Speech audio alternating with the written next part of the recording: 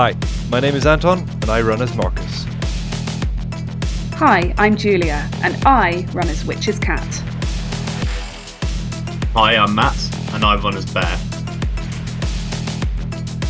Hi, my name's Jake. I run as Price.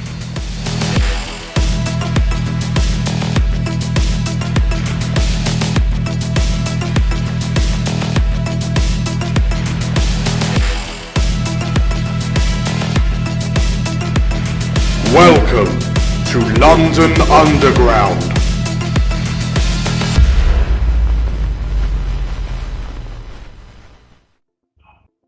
Good morning, everybody. How are we all doing today? Very well, DM Dan. Yeah. All right, thanks. I think you Yeah. find it's MC Dan today. Oh, Because yes, this isn't a standard session. We are not going to be playing Call Me Echoes of War or D&D today. Today is the first session of a somewhat intermittent, somewhat irregular game of London Underground, which is a cyberpunk themed game heavily influenced by it's the about Shadowrun. Heavily influenced by Shadowrun, played through the Powered by the Apocalypse rule set, given to us by Hamish and the Sprawl. So yeah, this is a tweak. Shadowrun in the Sprawl is the rule set that we're using for it. It's Shadowrun, basically. It's heavily influenced by Shadowrun. Yes, using the Sprawl as its rule set. So we've got a new face here with us. Our runners for today. We have Anton, Julia, Matt, and joining us is Jake. Hello. Hello, Jake. Hello. So yeah, Jake's one of our local original gamers, playing D&D with us back for when we all first got together. So yeah, very happy to have you on board. Welcome, Jake. I hope you enjoy the chaos and carnage. Yeah, without further ado, I guess it's time to switch off the lights, get out your energy drinks, and dive into the dirty, murky depths of Neo-London.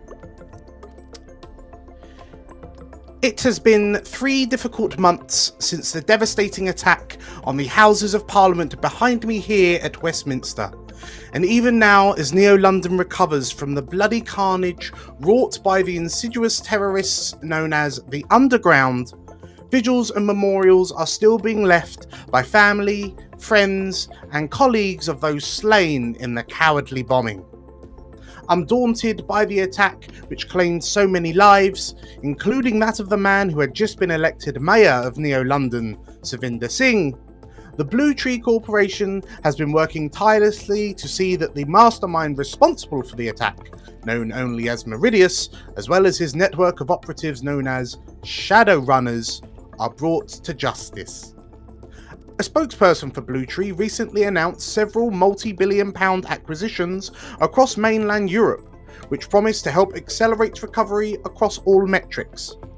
As Blue Tree continues to enact these economic and social plans to stabilise the city in the wake of the attack, the Neo-London Police Department has recently announced that they have fully merged their assets with Blue Tree so as to allow for quicker responses to Shadowrunner threats across Neo-London, as continued reports of the theft and resale of military assets by members believed to be part of the Underground increase. Whilst this may offer little respite to those who have been affected by the Underground's terrorism, we can soon look forward to a safer, brighter future under the protection of Blue Tree. This has been Caitlin Empora reporting for Blue Tree News. Back to you in the studio.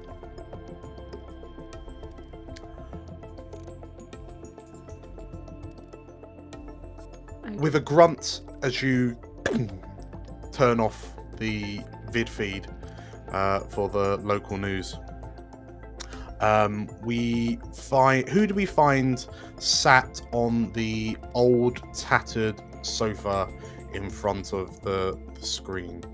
Who of you is watching the news? Bear? Does Bear watch the news? Yeah, he's probably mesmerised by the talking box. Well, let's. Should we describe our characters actually then, or Yes. do you want to do them one by So, one? well, so who? Yeah, who was it? Who was on the sofa?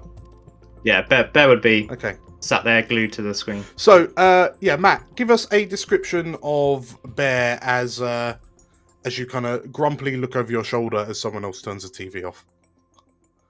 Yeah, so Bear is a dwarf. He's probably very heavily muscled, probably about as wide as he is tall, thickly set, wearing a bear skin with the bear's head on his as a hat, as a hood. And he's covered. His arms are kind of covered in blue swirling tattoos. Yeah, his nose looks like it's been broken several times. Yeah, he looks like he's a pretty formidable looking guy. Okay. And origins unknown. Yes. Okay, so as Bear, yeah, as you kind of shout over your shoulder, Matt, you choose. Who is it that you've looked over your shoulder at? Who is holding the remote, having just turned off that drivel? Marcus. Right. So Marcus comes from UCAS, which is cyber USA, I guess. Yeah. He is pretty much a cowboy. So he's probably mid-30s. He's got dark brown hair. Wears a cowboy hat, Stetson. Just like a cowboy. Speaks like one. What else? Pretty sharp features, but has a mustache and a beard. Yeah, would you stop listening to that, Bear? I'm tired of you watching TV all the time.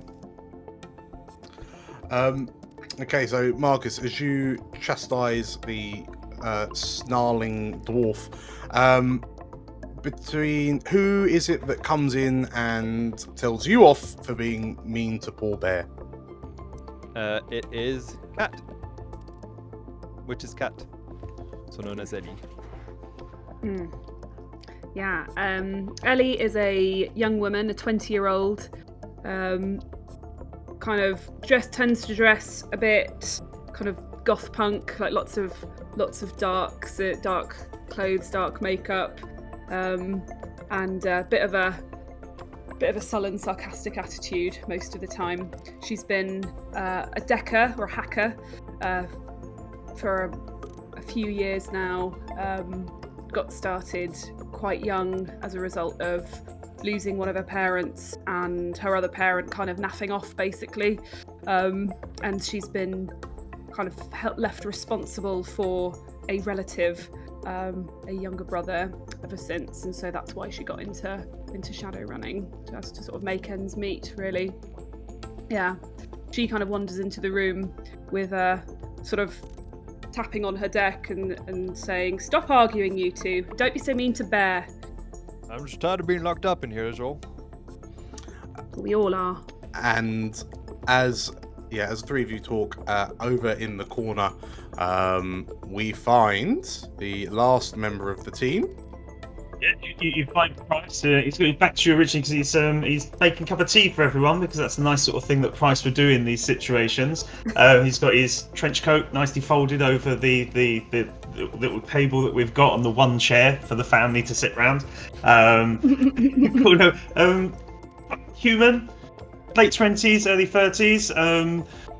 Quite a religious person, so he's brought up through church, and he's awakened. So he's found himself in the times of Shadowrun as being able to do magic, and he's trying to come to terms with: is this a gift for the end times, or is it something that so you can bring about and to make life better for everyone? So he's joined around his usual day commitments of looking after people and trying to spread hope and goodness in this time. He's actually a bit like almost Friar Tuck, going into that sort of like shadow realm to try and help people who are trying to make difference and bring about niceness. So yeah, he's probably gonna, he looks like he's trying to compose himself and trying to do the right thing, but he's probably got a few things going on at the moment from the previous past months that he's still trying to process in his head as to what's been going on, and so a little bit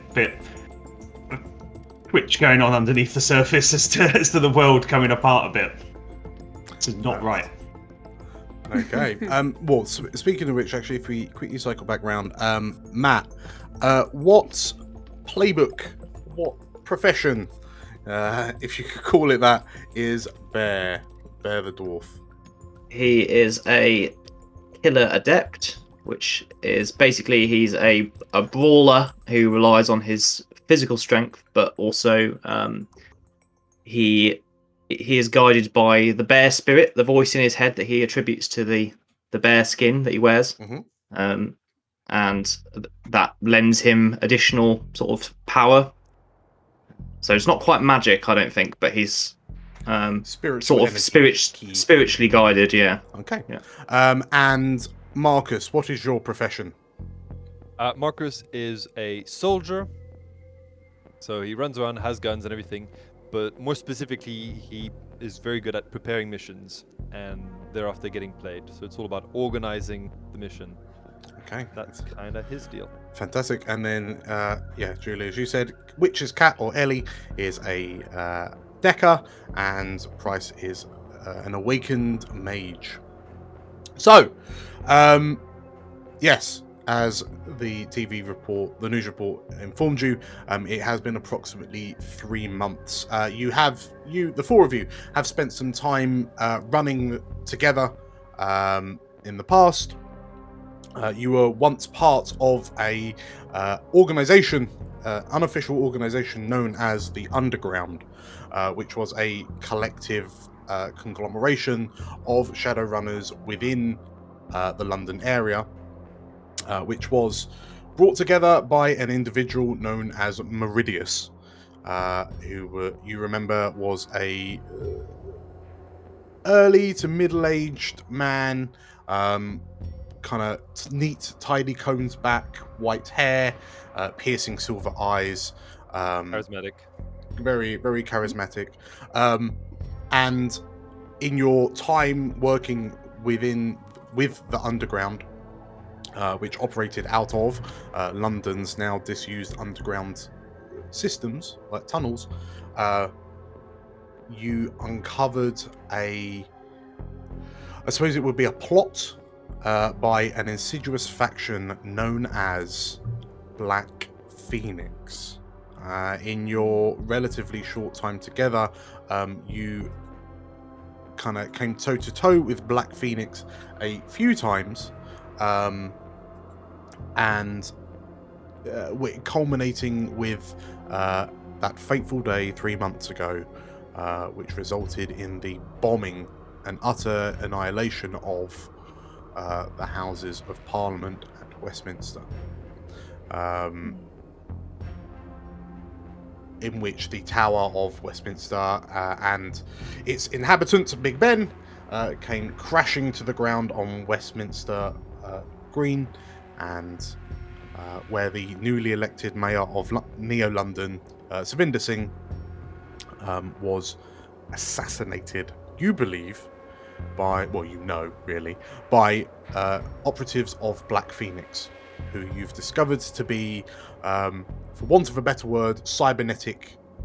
Well, they're heavily cybernetic, cyber upgraded individuals, like assassins, if you will. Spooky, I remember. Very spooky, very all creepy. kind of red eyes and difficult to take them down, and quite powerful. Yes, absolutely. Yep. I think one of you may have referred to them as cyber vampires at one point. That's right, I remember that. In the ensuing chaos of the bombing of Parliament, which after which a nationwide vid feed of Meridius appearing to the nation, admitting, claiming ownership for the attack, the Underground were smashed apart by the NLPD, Neo-London Police Department, and you have scattered to the winds, you have laid low. But unfortunately, rent does not pay itself, and London prices, even now, are still horrifically expensive.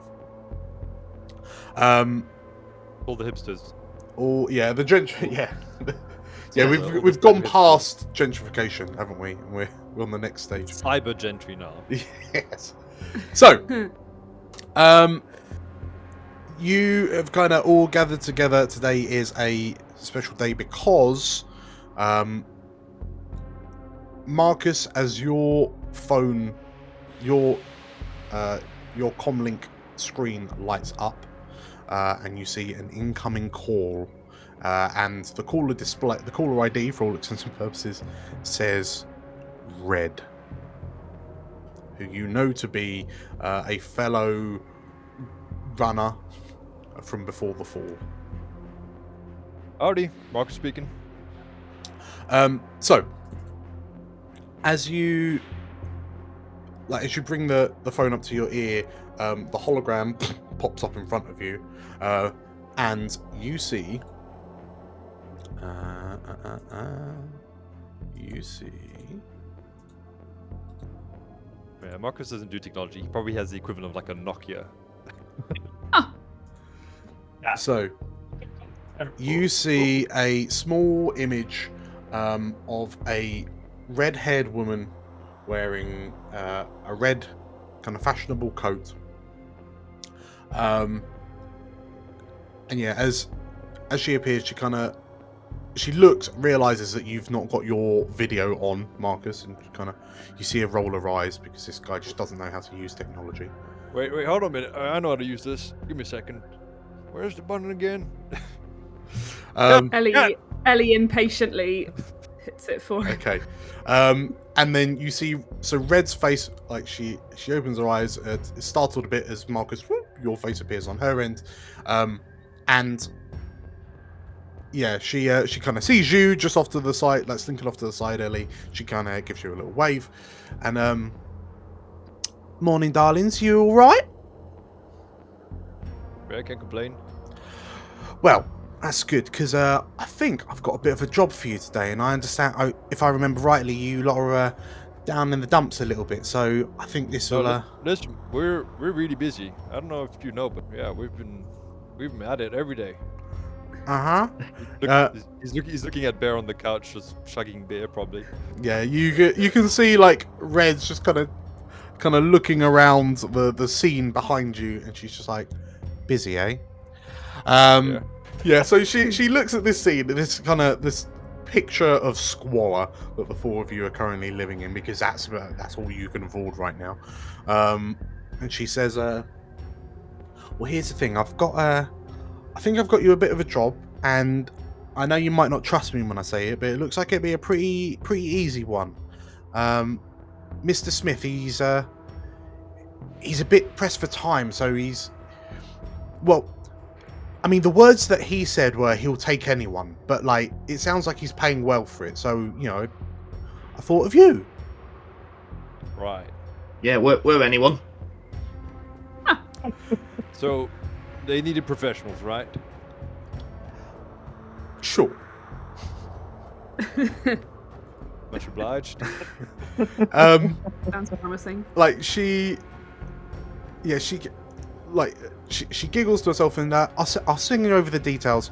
Like I say, Mr. Smith, he's kind of pressed for time, so it'll be there won't be much time for planning. It'll be somewhat of an in and out. Like, you've got to get to the meet. You've got to see what he has to say. I think you'll want to take the job because it sounds like it's pretty well paid. Me and the boys would do it, but you know we've got quite a lot on ourselves. So, yeah. Yeah, sure. Send Kat the details. Okay, and you see her, and she like taps something off screen, and then Kat on your comm link, you see like a file come through. Yeah, and she kind of smiles to the camera, and yeah, let me know how it goes when you're finished. And yeah, we need to catch up for a drink. It's been a while. You've just been kind of cooped up in that little flat. It's not good for you. You need some vitamin D. Sure. Yeah, I mean, we've been out and about. No problem. And We got to meet up. She nods. And if you can't get vitamin D, I suppose tequila will do. Yeah, I can't. Say no.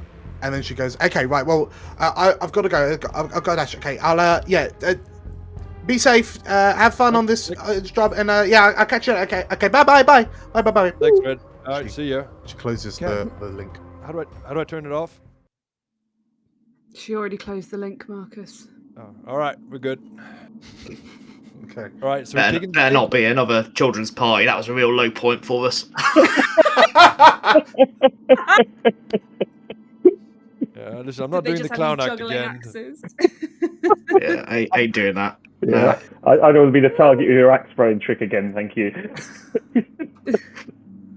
You're too twitchy to use pricing. So, as the big feed closes, Ellie, you see that the file, like, it's some contact details, it's coordinates, and it's basically you were used to seeing kind of job briefs like this from your time in the underground, where they were handed out by Merry and his crew from the job center. But yeah, it's obviously part of the problem with being independent is that there's no one there to kind of vet your jobs anymore. But you've known Red for a few months now, and she's been trustworthy up until now. So yeah, you have a pretty good idea that this will be a good job. Yeah, let's go for it. Okay. So, what is the cat? What's the job? Well, I don't know yet. We've got to go meet with talk with Mr. Smith, I guess. All right. So, as you kind of look over the details, you hear a voice kind of shout out from the next room over, "I'm hungry!" Get yourself a sandwich then! But why can't you make a sandwich? I'm busy, I've got work. I'm busy! With what? This?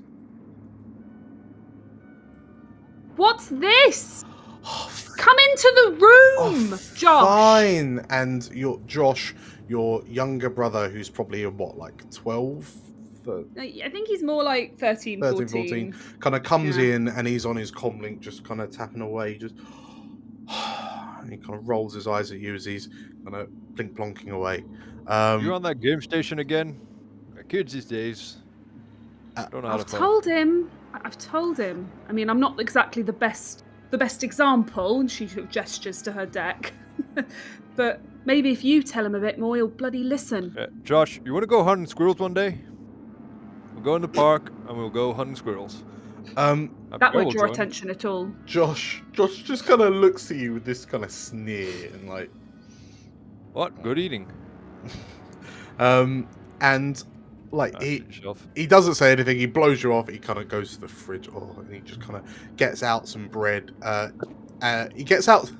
You watch him. He gets out some bread. He gets out the butter and that, and he just kind of gets the bread and just wipes it across the top of the tub of butter, like rather than use a knife to spread it. He just. God, I but hate no so no much. filling, and then he kind of kicks the fridge. The fridge door doesn't close properly. The butter's still out. The bread bag's open, and he just. I'll go about picking up the butter, closing the fridge, and just doing the right thing without saying anything to cause an argument.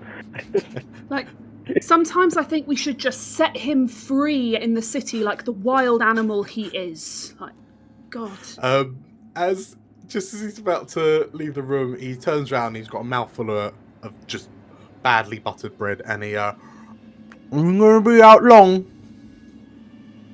As long as it takes. Sit tight. Okay. Can we get takeout tonight? If it pays well enough, sure. Cool. And he kind of disappears into the room, closes the door, like slams the door, and then it opens up again and don't get shot. And then he disappears again and slams the door a second time. It's nice to know someone cares, isn't it? Yeah, I guess so. Okay. Is there anything you guys want to kind of quickly chat to each other about or catch up on before we head to the job? But head to the meet, sorry. So Marcus, we can. Who's this Red? We can trust her, or you can trust her? Yeah, I think you made it before. Yeah, trustworthy. She's on a job. Wait, was Price on that job when we met Red? Yes, yeah. So you've all met Red in the immediate aftermath of the hub, which was the base of operations Oh, for she the turned up in underground the industry. van. Yeah, She's the one in the van. That was it. She came That to our was it. rescue. Yes, We originally met Red that was Red. on a mission. We were going in to find some information. She and her team were on looking for pretty much the same information, and we kind of came to blows a little bit, but it all worked out. Yep. No, I remember Red now. Yeah. So Red's got her own little. She's got that little group. Suit-wearing troll. Ronnie. The hacker, spider, and the Asian, like the Chinese elf. Yeah. Mei It was Ling. a bit like in Shaun of the Dead, where the two groups meet, and she was the better group. She was the better group. Yeah, in the alleyway. Yes, that was it. Yeah. That was it. Remember it. It's all coming back. And we just went to the pub. Yeah, that's the one. That's the one. Yeah. So, yes, you. Yeah, so is there anything you guys want to catch up with each other before you head out? Marcus, do you reckon this is a 1-axe or a 2-axe kind of job? I mean, I'm obviously going to bring Bernice, but do you reckon Delilah needs to come as well? I mean, Judge, pack it in a bag. You never know if there's trouble or not. Yeah, I'm going to bring them both. Yeah. Bryce, are we taking your car again? Yes. We all fit. I'll get the sedan. I'll pull it out the front. I'll bring it around the front. I'll just have it all waxed, so it'll be good. All right. Thanks. You know, we haven't had a lot of jobs, so it's going to be plenty of time to clean it out, get all that crap out the back that there you left in there. But never mind. Don't worry, it's done. It's done. It's all tidy. Wait, you didn't? I left my assault rifle in there. You didn't throw that out, did you? Oh no! It's polished. All right. Just Polished? a bit of it's just a bit of fairy, spray. Took the dust off of it. It might be a bit slippery. You're fine. I feel like Price is hanging on by a thread right now. It's like, it's okay, I'm polishing everything, I'm making the tea. Everything's fine. Everything's going to be fine. Nothing bad happened. You threw out my driving beer. No. Put the new ones in. He quickly goes to the fridge to grab some more to put in his pocket to put in the car by the time we get down there. All right. Oh, good. Okay, so, as Price kind of heads out, pulls up the sedan to the front of the flat, and you all kind of climb in. I mean, this sedan that you have, this luxury sedan, Price, it's the only kind of leftover you've got from your life before. Because you used to pretty much live and operate out of the church that you worked at, but in the aftermath that was raided by NLPD, and you just can't go anywhere near it, so you've effectively had to leave home with nothing but the car. Hence the twitch. But yes, so as you kind of put in the coordinates of the meet, Ellie, you see that it's basically just like a secluded multi-story car park. It's a sort of place where the only people that will know you're there are people who happen to be driving past as they're finding a space to park, or kind of low-flying reconnaissance drones and the like. But luckily, as you ascend the floors of the car park, you see neither. And as you get to the 24th floor, like level, you see that the floor is empty except for one kind of black company car, blacked out windows. And oh, hello, Daisy. And as you approach, and sort of like pull up, you see that there's kind of no movement in the vehicle.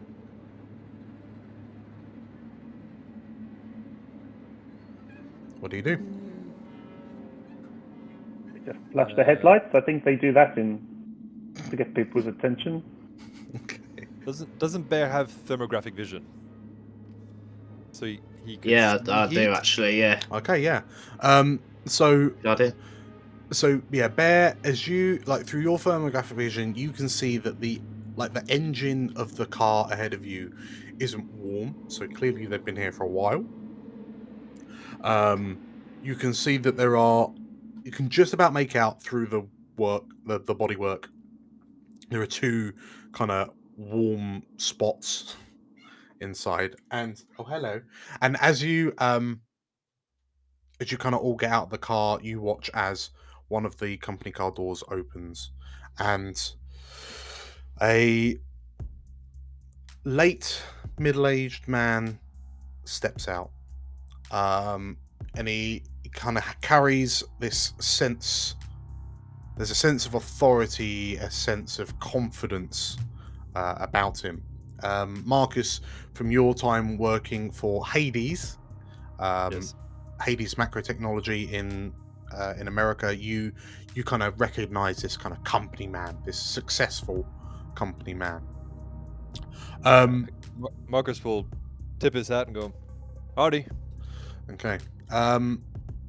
Yeah, you assume this is Mr. Smith. He closes the door of the company car and he walks over. And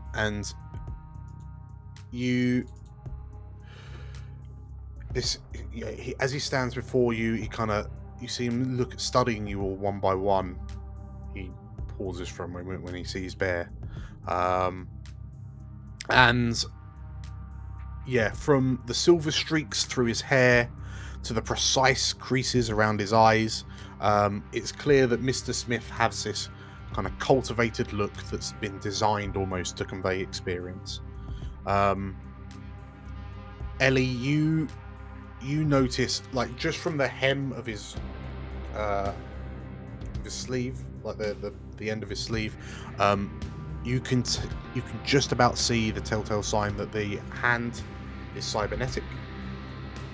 And Marcus, you can see that there are kind of lines running under his skin, some of them running to a cybernetic blue eye, but otherwise his cyberware is hidden under realistic synth skin, so he just kind of looks like an old school businessman. Right. And as he looks to you, he says,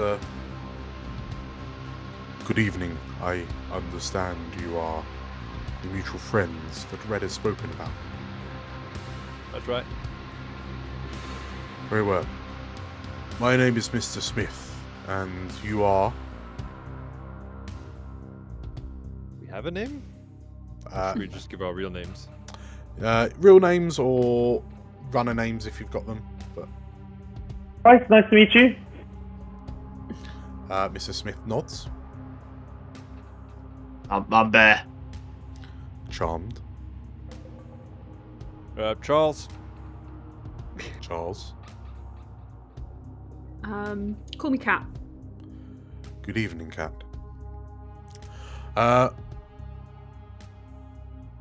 Thank you for your prompt arrival. I'm afraid with this job opportunity I have for you, time is of the essence. So I would appreciate your cooperation on this matter. Sure. I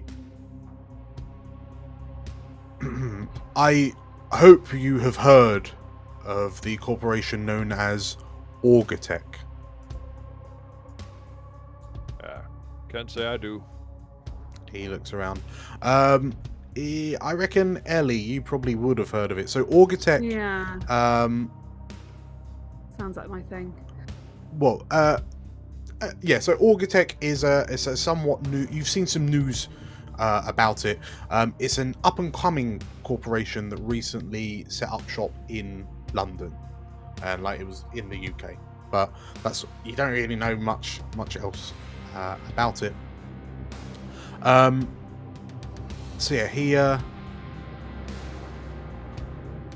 Auga are fresh to these isles, and they currently have an asset of ours that we would very much like to retrieve. Okay. The job, if you would accept it, will involve the retrieval of the said asset and ensure their safe return to us. Like, when you say asset, what exactly do you mean? To myself and my associated benefactors. All right.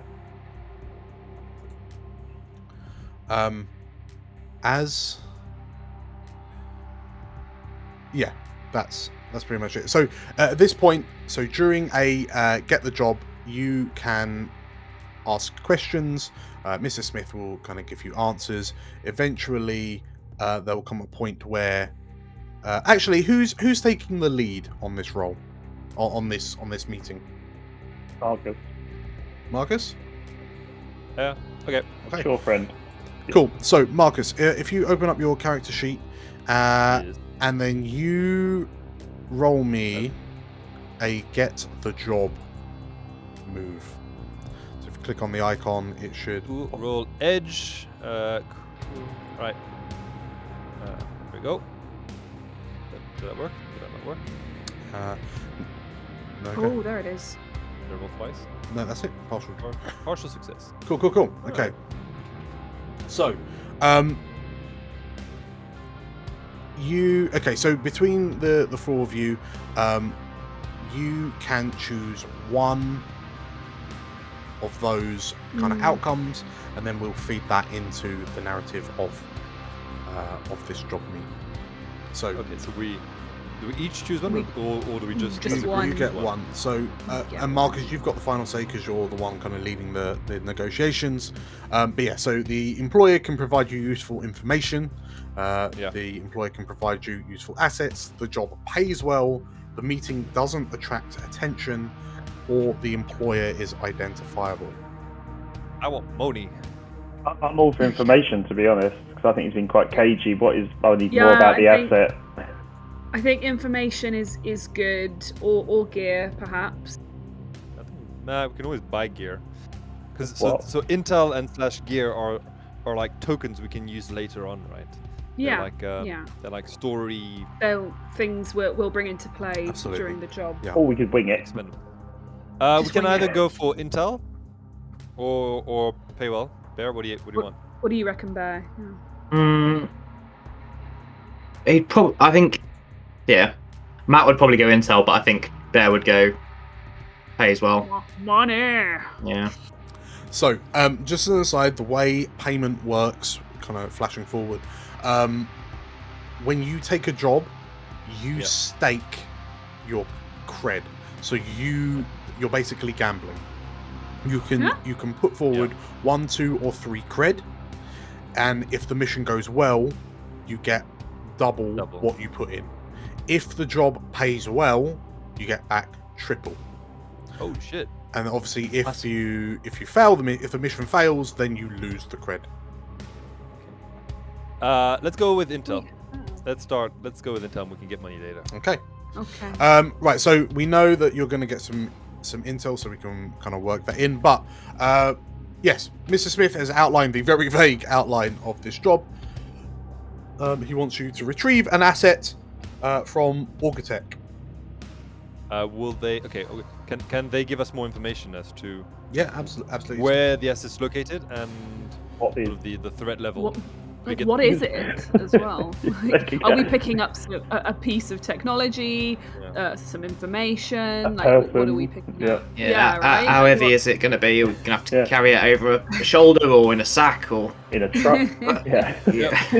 Partner, you In a might need to bucket. give us a bit more information on as to what we're doing. Okay.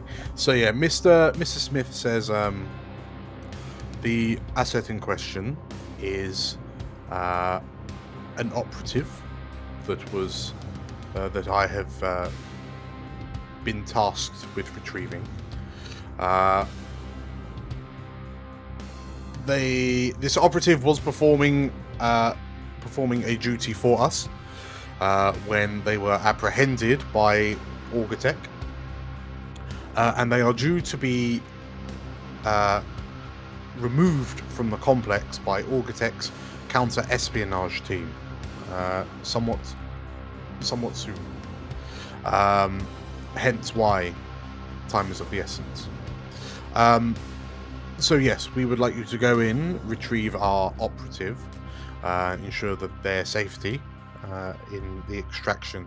And whilst you're also there, we require you to sabotage the facility's computer systems. Now, don't worry, I have an attack program which may be loaded into a cyber deck, he says, and his eyes fall on you, Ellie. All you need to do is load this attack program into the facility's computer systems, and the attack program will do the rest of the work. It will be a point and click.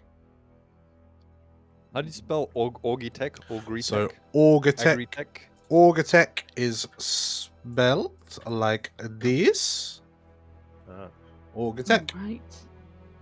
Yes. So yeah, sabotage the facility's computer systems.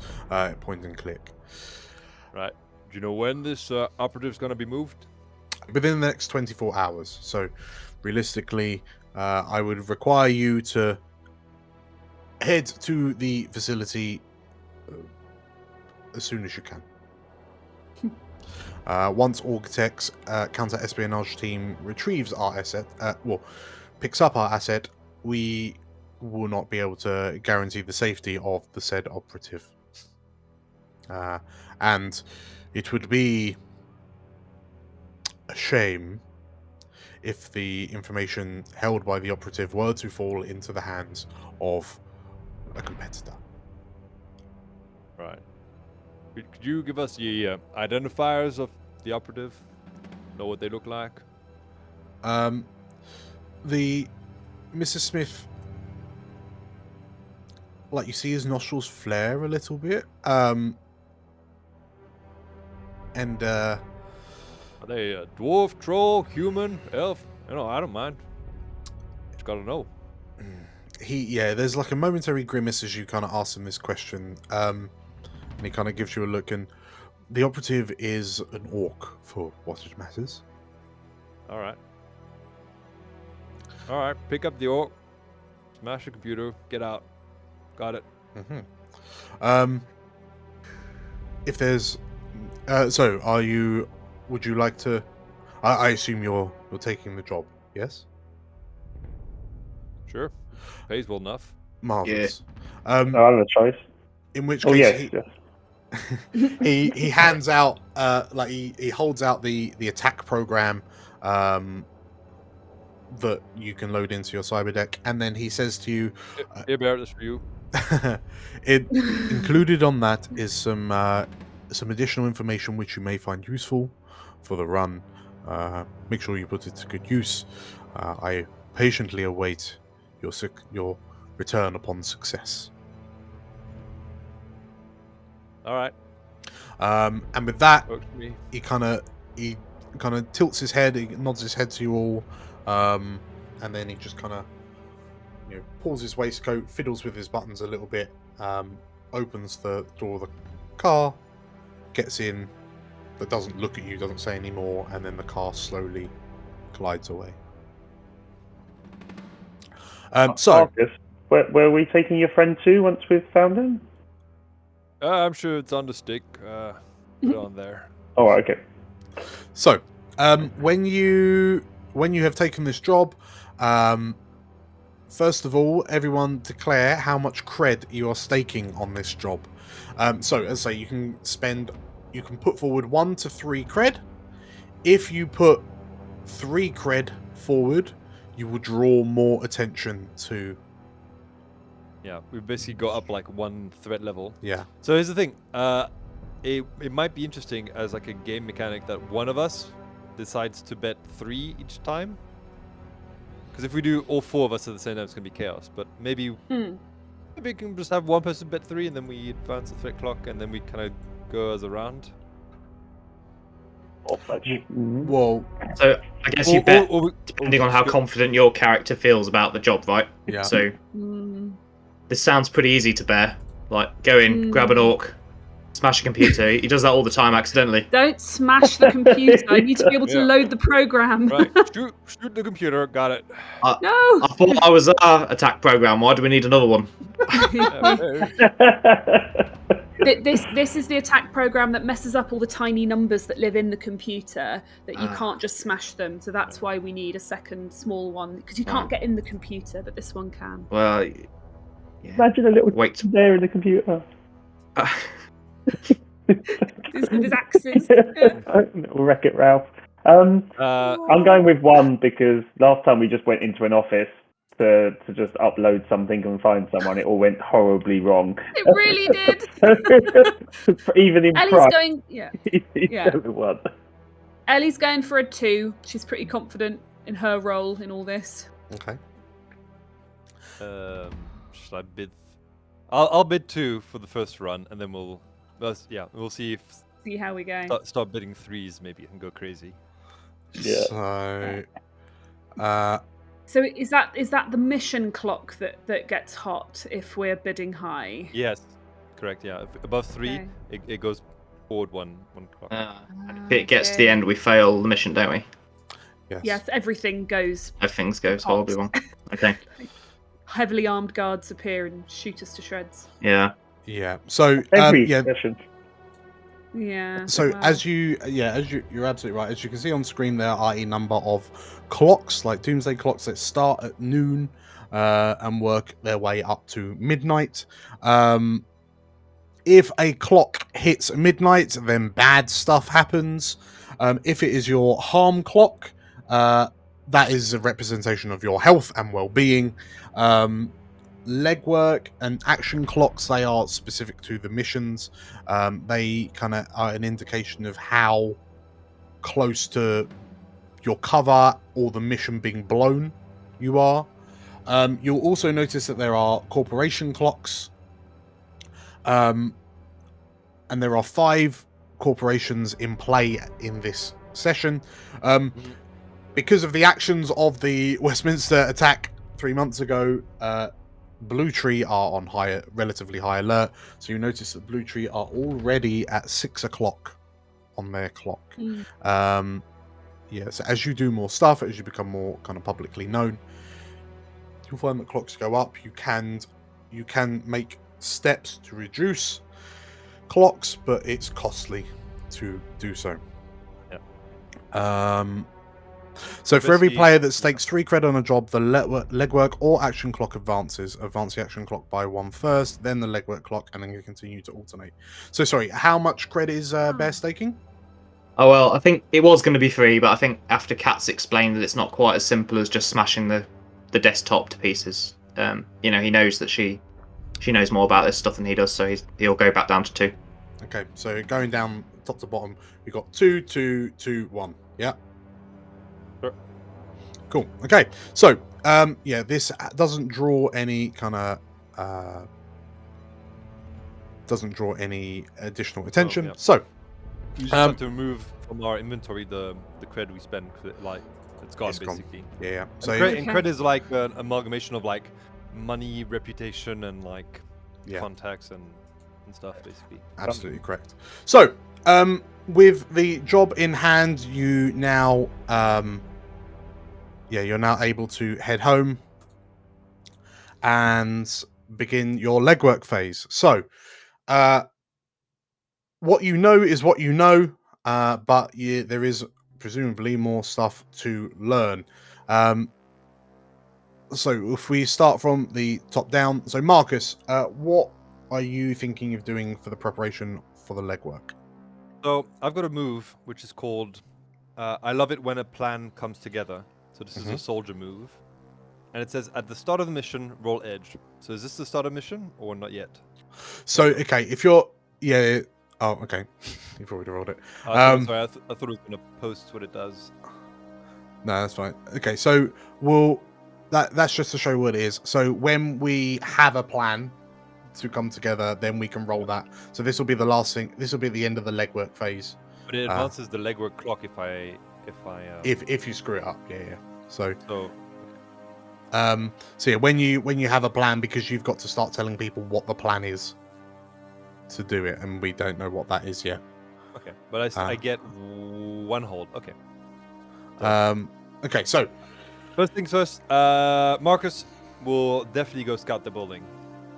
okay. So you're going to scout the building. So, as an aside, sorry, you have accepted the job. Yes. So everyone can mark an experience. Ooh, okay. Where do we do that? That's On your XP on the character sheet. XP, that's XP. mhm. So you have some mission directives. So retrieve the operative and use the attack program on the Auga tech systems. Those are your directives thus far. Yep. So Marcus, you're gonna scout out the building, yeah? Yes. Okay. What's Ellie gonna do? Ellie's going to do some online research, obviously, looking at finding a bit more out about Augatech and kind of like what kind of company they are, what we can expect to find there, and also how hot is security. Okay, so you're going to do research. Dan, Yeah. is it possible to write on the board like one intel so that we know we have that to use? But we Fine. probably want to use that during the mission. I can go one better. Oh, nice. Ooh. Okay. Okay, so you've already got an intel. Okay, so Ellie's going to do research, and then you're going to do security checks. Anything else? Sorry.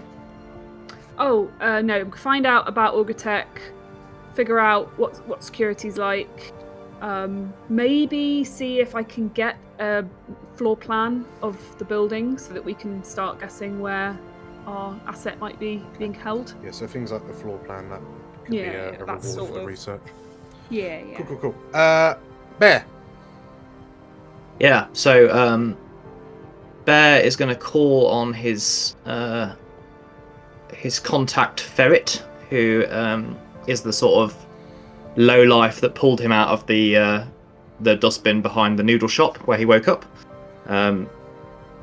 And he's just sort of general reprobate. So Bear assumes he knows something about everything dodgy in London. Okay.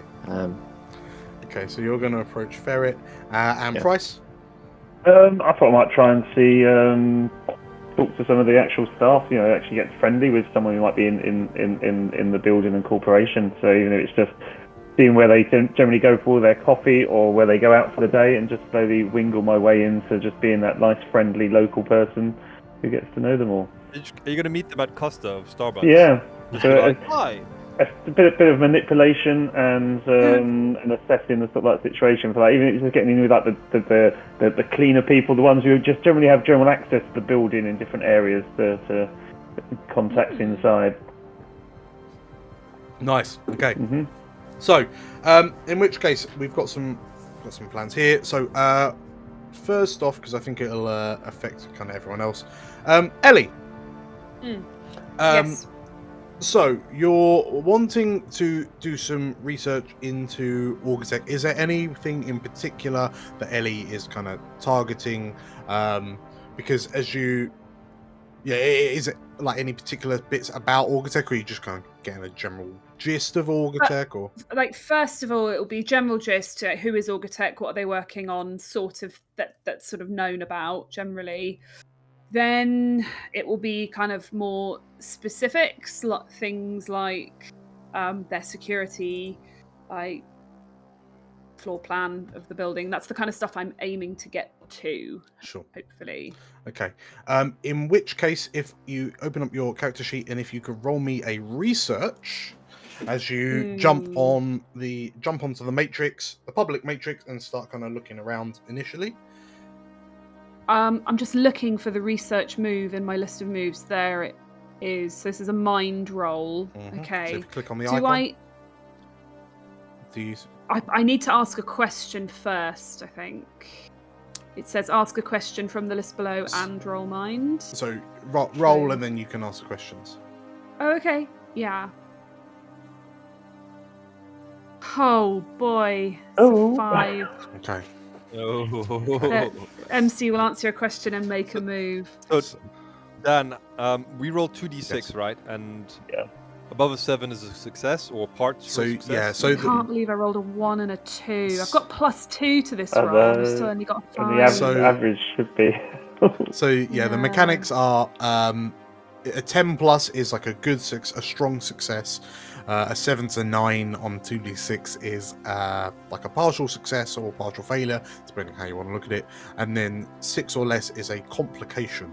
So it's not necessarily a failure, but there is a complication.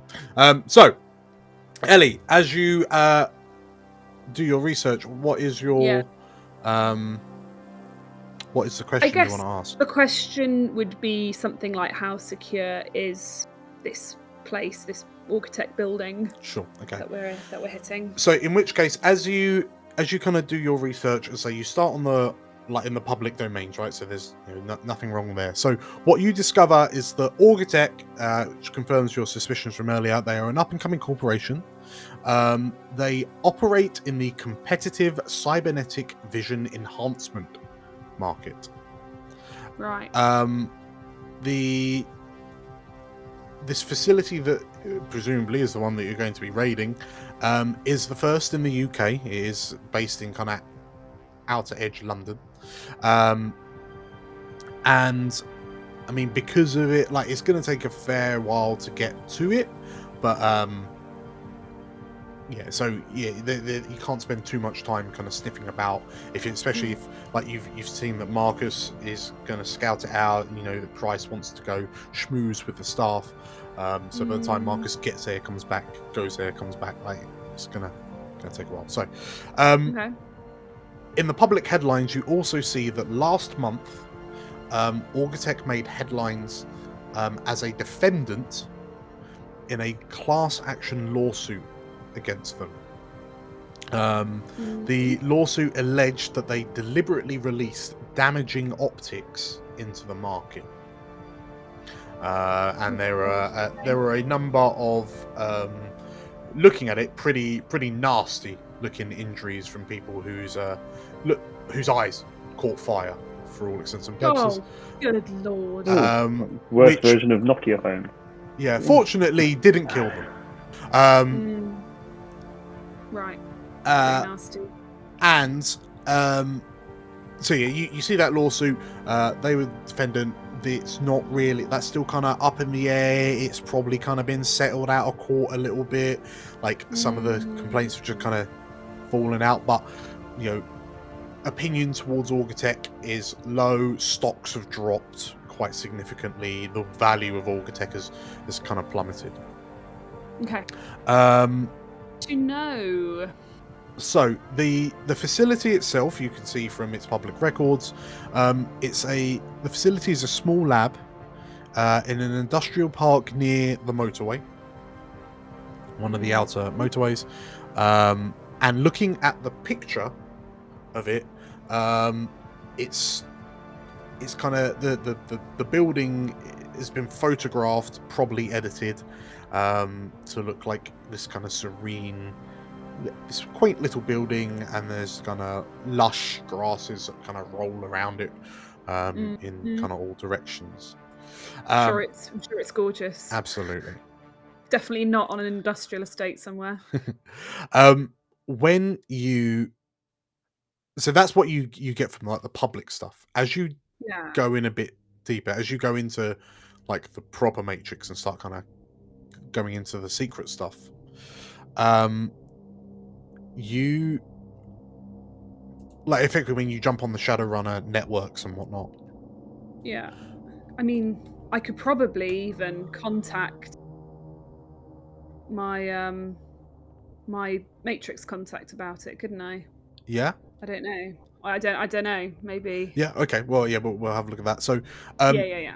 You see the chatter that you see from like fellow Deckers is that because of the lawsuit, some of the major corporate players, specifically Blue Tree and Genesis Life Tech, who are are a big UK BioWare, cyberware, body, physical enhancement corporation. They are using the opportunity to position for a takeover of Auga. Hmm. You see that there's also talk. Someone speaks about there's a new state-of-the-art camera and electronic detection system that's being developed and used by Auga. But as you kind of look into that, and like you see talk about it, and as you kind of delve in, kind of poke at their systems to see what what you can make of that. You perhaps it was early in the morning or late at night, and you're a bit sleepy, but an alarm. You don't see the IC until it's too late, and an Auga IC sees you, and you see it kind of set off a little program, and you recognize that it's just set off an alarm. It just does a little trace on you because it doesn't understand what this little program doesn't know you, doesn't recognize you, and it begins to trace you, but you manage to kind of pull the plug. However, it does kind of ping back that someone was sniffing around. So the legwork clock for the mission will go forward one. Sorry. Sorry, guys. So what did we find out? We found out about a lawsuit. Yeah. And the fact that there's a Blue Tree and Genesis Life Tech are positioning themselves to take over Auga. And we know they've got state-of-the-art security, which is now a little bit more on edge because of me finding out about it. Oh, they do. Oops. Yeah. Oop. This is life. So.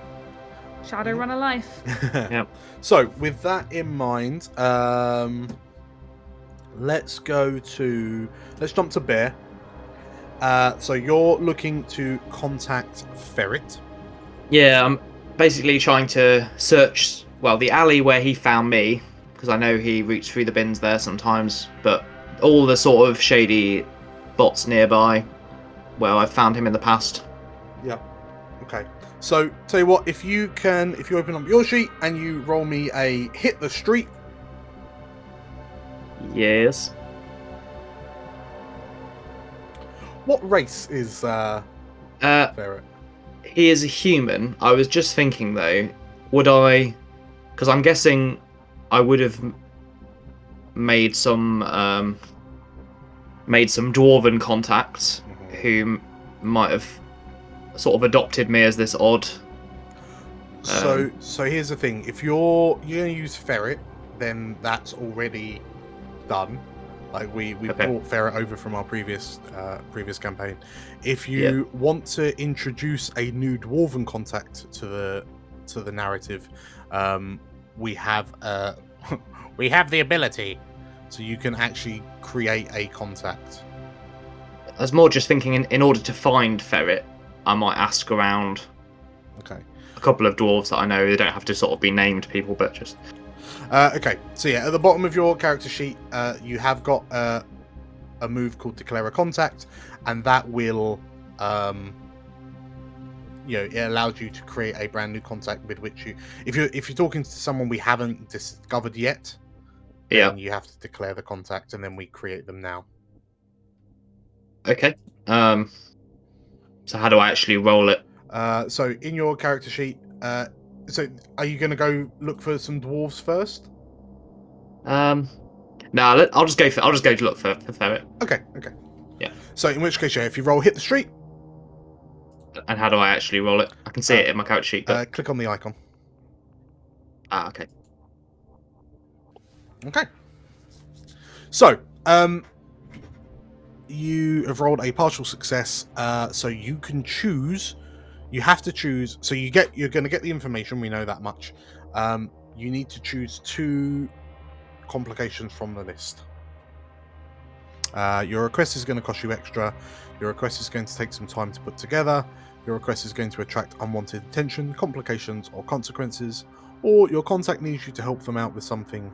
If you turn them down, take -1 until you make it right. Okay. So you're able to find. Yeah. Ferret, So this is the process of finding Ferret has cost me this. Not. So this will also include the conversation with Ferret. Okay, Wow. fine. Well, he's pretty Weasley, so I imagine he would want something in return. So whenever you hit the street, you get a -1 now. If I don't do it. Yeah. I'll make it clear to him that I don't have time to do anything now, because Marcus would have said we're in a hurry. But, you know, if it's not too hard, I can do it later. Yeah. So yeah, if you choose to, and then I'll work it into the narrative. Yeah. Yeah. So he can ask me for something in turn, and yeah, we're in a hurry. So It'll either cost you extra or complications. yeah, probably the unwanted attention complications, I think. Okay. So. Okay. In which case, so. Bear, you have left the flat to talk to people in the only way you know how, which is face to face from an uncomfortably close distance. And as you kind of basically go from one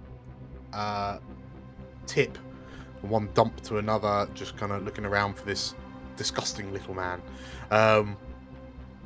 you eventually, like, you speak to some people and they kind of point you in the right direction. Can you give me a real quick physical description of Ferret?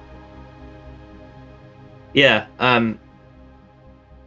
He would be wearing pretty small guy, pretty skinny, sort of balding or with kind of straggly, sort of straggly grey hair, sort of shoulder length. Yeah, sort of balding on top. Yeah. Long brown coat, very dirty coat. Okay, cool. So as you see him, like, basically it's in a landfill site, and you find him just kind of the bottom half of him hanging out the side of a skip, the top of a skip, and like he pulls himself free, and he's got what looks to be like an old style HD TV. You know, those like 4K TVs from the past. He just kind of pulls one of those out and turns to look. He looks at you and, oh, it's mine. I found it. Can I grab him by the leg and tip him back into the skip? And just like angle him there. He tips back in. You hear a crash, and you hear, "Oh, you shit! You broke the screen! The fucking fine!" He pulls himself out and kind of can't quite get his leg over, and just kind of flops, lands on a heap on the floor in front of you, and he sneers as he looks up to you and, "All right, Bear. All right, Ferret. I was hoping maybe one day I'll look in one of these skips and I'll find another dwarf who's a bit more friendly than you twat." What are you? He's got Auga tech written on his hand. Yeah. What are you heard of Orgy tech? Just like showing him his hand. Orgy tech. Orgy tech. Yeah. Yeah, that's the one. Yeah. Come on, I know you've heard something, you weasel. I don't know. I didn't think you'd be into that sort of thing, Bear. I mean, and he looks at your hand. Oh, Auga tech. Right. Yeah, complete. That would have made for a terrible misunderstanding.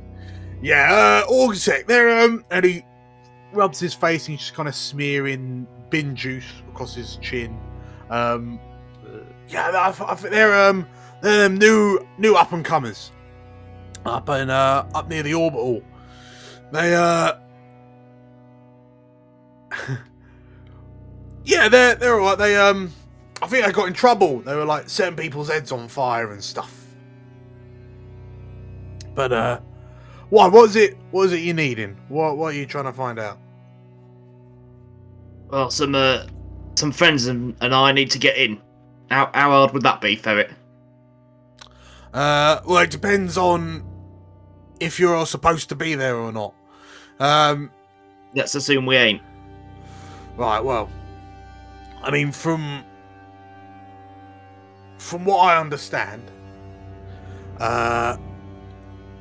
they've had a bit of a bust up recently. There's been quite a lot of activity out there. Some time ago, this orc bird. Actually, you're the second person to ask about it. This orc bird came by us asking if we knew any secret ways in, any secret passages. Yeah, like people expect that, you know, corporate buildings still have fucking sewer entrances connected that they can sneak in through. Yeah, she came marching through. What she look like, Ferret? Obviously an orc. Don't say that, or you'll go in the bin. It's along your TV. You see that he's already kind of starting to like hunch his shoulders up and kind of stick out his bottom jaw. And when you say not like an orc, he kind of slackens off his terribly stereotypical orc impression. I mean, she was a bit of a looker, if nothing. I mean, yeah, she was a bit right. I mean, she just looks like and he looks you up and down, kind of like one of your sort, but I don't know, maybe a bit more organised.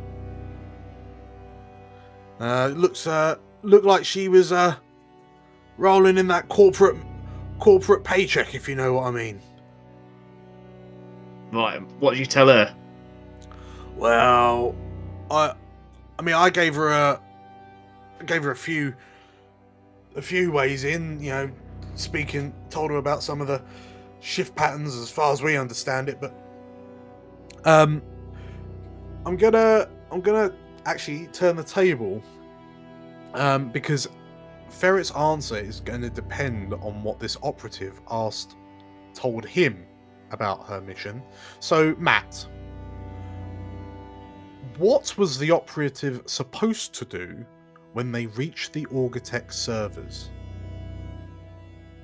You get to decide what this operative was doing trying to infiltrate Augatech. So what they're actually trying to do, not their cover. Yeah, so what was the operative's actual mission? And then, again, we weave this into the narrative. Remind me what the operatives, who they were working for? So, you... That's right. Like, Ferret, as Ferret's explaining it, he reveals that this orc was working for one of the major corporations. This corporation was... apparently there was going to be some sort of buyout. So from what you've learned from Ellie, you suspect that this operative, she didn't say specifically, but you suspect she would have been working for either Blue Tree or Genesis. Yeah, so I think she would have been trying to gather evidence that senior people in Augatech knew that the products they were selling were faulty, and they let them go to market anyway. So in effect, that it wasn't just like an accidental fault in these cyberware implants. They knew they were going to hurt people, and they didn't care. Okay. So it basically is leverage when it comes to the buyout, I guess. Okay, so the operative was looking for incriminating evidence. Yeah. Okay, perfect. So,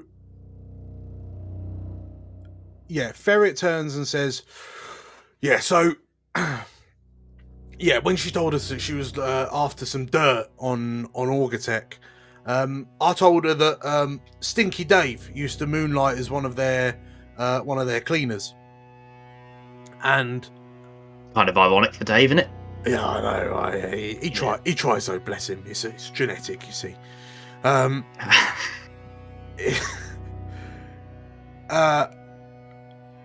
So apparently, like they've got this fancy, like air conditioned, like all the server systems and that, like down underground. So we were suggesting that she might be able to go in through the underground car parks and that, but I don't know. Maybe we ain't seen her again, so maybe she just went through the front door, like a right bell end. Alright, well, I reckon your advice must have worked because we know she got in there. So you tell us where the entrance to this car park is and how we get from there into the, what do you call it, the servo room? Yeah, got like computers and stuff in there. Yeah, well, I mean, here's the thing, Bear, right? And he grins and he sucks on his 3 teeth. I've kind of fallen a little bit on hard times, you know. So I mean, you know how it is. We're friends, right? So if you know, we ain't friends, Ferret. Right. But like, if you scratch my back, I will scratch your back as well, right? It's just like a mutual thing, you know. We're mutual benefit, you know. So. You remember how you tried to mug me while I was lying in the bin and I didn't kill you? Yeah, no. I was just, you know, seeing if you were alive. I was only going to mug you if you were dead. So at that point, it's not really a mugging; it's more of a looting. So, I've just got, I got a little favour to ask. So one of the security bods up at the Auga facility, basically, he found out that Stinky Dave was trying to skim some off the top, like where he could, he was just kind of going through the lockers and helping themselves to electronics that he didn't think the other staff members would want to keep, right? And that sounds more like Dave, yeah. Yeah, so this security guard basically dobbed him in. He's ruined Dave. Like, Dave's on the bottle again. So I just want you to send a semi-permanent message to this security guard, right? Just to, I mean, he was born with 4 limbs, right? But he doesn't necessarily need all of them intact, right? And there's cybernetics for things like this nowadays, right? So just, just inform him, like, that you shouldn't mess with Stinky Dave. Stinky Dave's a good friend of mine. And a slight against Stinky Dave is a slight against all of us. If you could do that for me, then I can give you the information you need. If you promise me that while you're there, just stove in a few heads. Okay. Just if this isn't possible, can I just say so? Can I sort of basically intimidate Ferret into dropping that by playing hardball with him? Or if not, that's fine. Wow. So, okay, here's the thing. So there is a move called play hardball, which is basically intimidation. However, you can only play hardball if the person you're playing hardball with doesn't follow orders, but doesn't bow to your intimidation. You will actually follow through on your threat. Yeah. Oh wow. So my threat is going to be that I'm going to just leave Ferret in this bin and just like drop him in it and like put something on top so he can't get out again. Okay. So I'm not going to actually like hurt him, but right. I'm going to be like, counter proposal, Ferret. How about I just leave you in this bin like you left me? He kind of looks to you. So,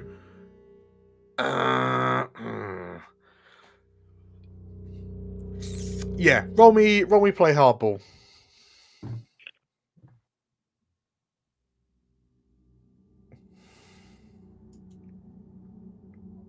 Is hardball meat or what is it? Oh, 10. Look at Wow. that. That's how you do Take it. that bin. Yeah. I just open it up and go, looks like a long way down, doesn't it? And there's glass at the bottom now after you drop that telly. Okay, so yeah, you just see Ferret just kind of peer over the side of the skip into it, and he now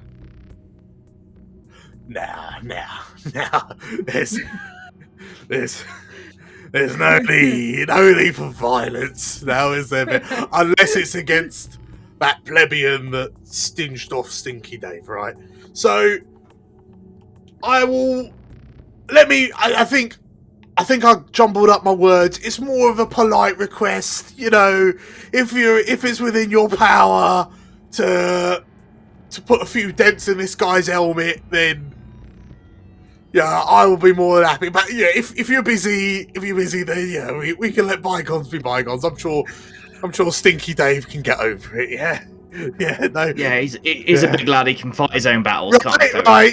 Yeah, I mean, Stinky Dave, he's a bit of a twat himself, isn't he? So if you're bored, the offer's still on the table. I'm sure Stinky Dave will be very appreciative. But not compulsory. And then he grins at you with his 3 teeth. Just like pat his filthy coat down, like good answer. Yeah, good. Right, well, I'll be seeing you soon, he says, like with a slight panic look in his eyes. Not too soon, I hope, Ferret. Beautiful, good. I'm glad. Right, well, excuse me, I need to make it like a tree and fuck off and find another TV, because I ain't selling that one now, he says. And he sighs and he goes, like, trudges off across the landfill. Aww. Cool. Is there anything else, Bear? No, that's fine. Okay. Thank you. We will. So, Marcus and Price. Price, you want to talk to the staff? Marcus, you're scouting out. Presumably, you two are going to go together. Yeah, it's a bit of a tag team. Yeah. Okay. Cool. So, we find. Sorry, just to go back.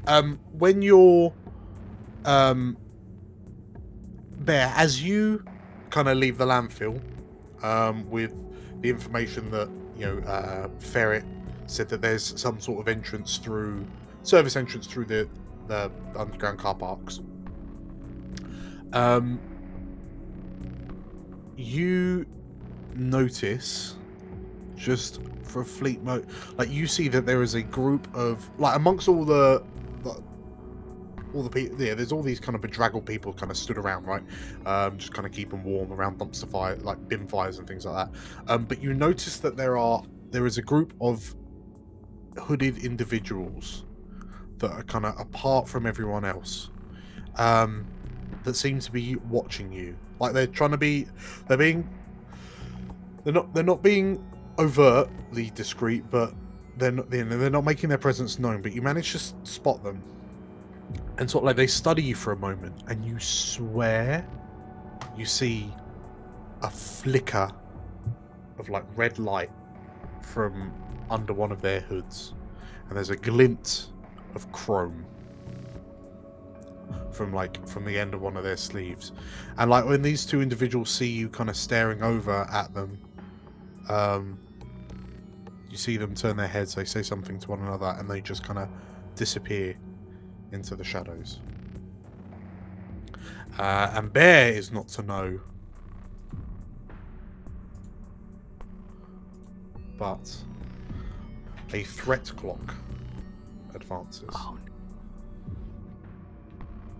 So. Oh no. Dum, dum, dum. So yeah, Jake and Anton. So, you're. Are you going in your luxury sedan? Okay, yes. I might as well. Listen, if you don't mind, you're spending the petrol money. I'd appreciate it. That's fine, but put your seatbelt on for your own safety. Yeah, sure. And Marcus like clips the seatbelt behind his back, so that it's on, but not actually restraining him. That's fine. As long as it's not making the beepy thing go off. It's on.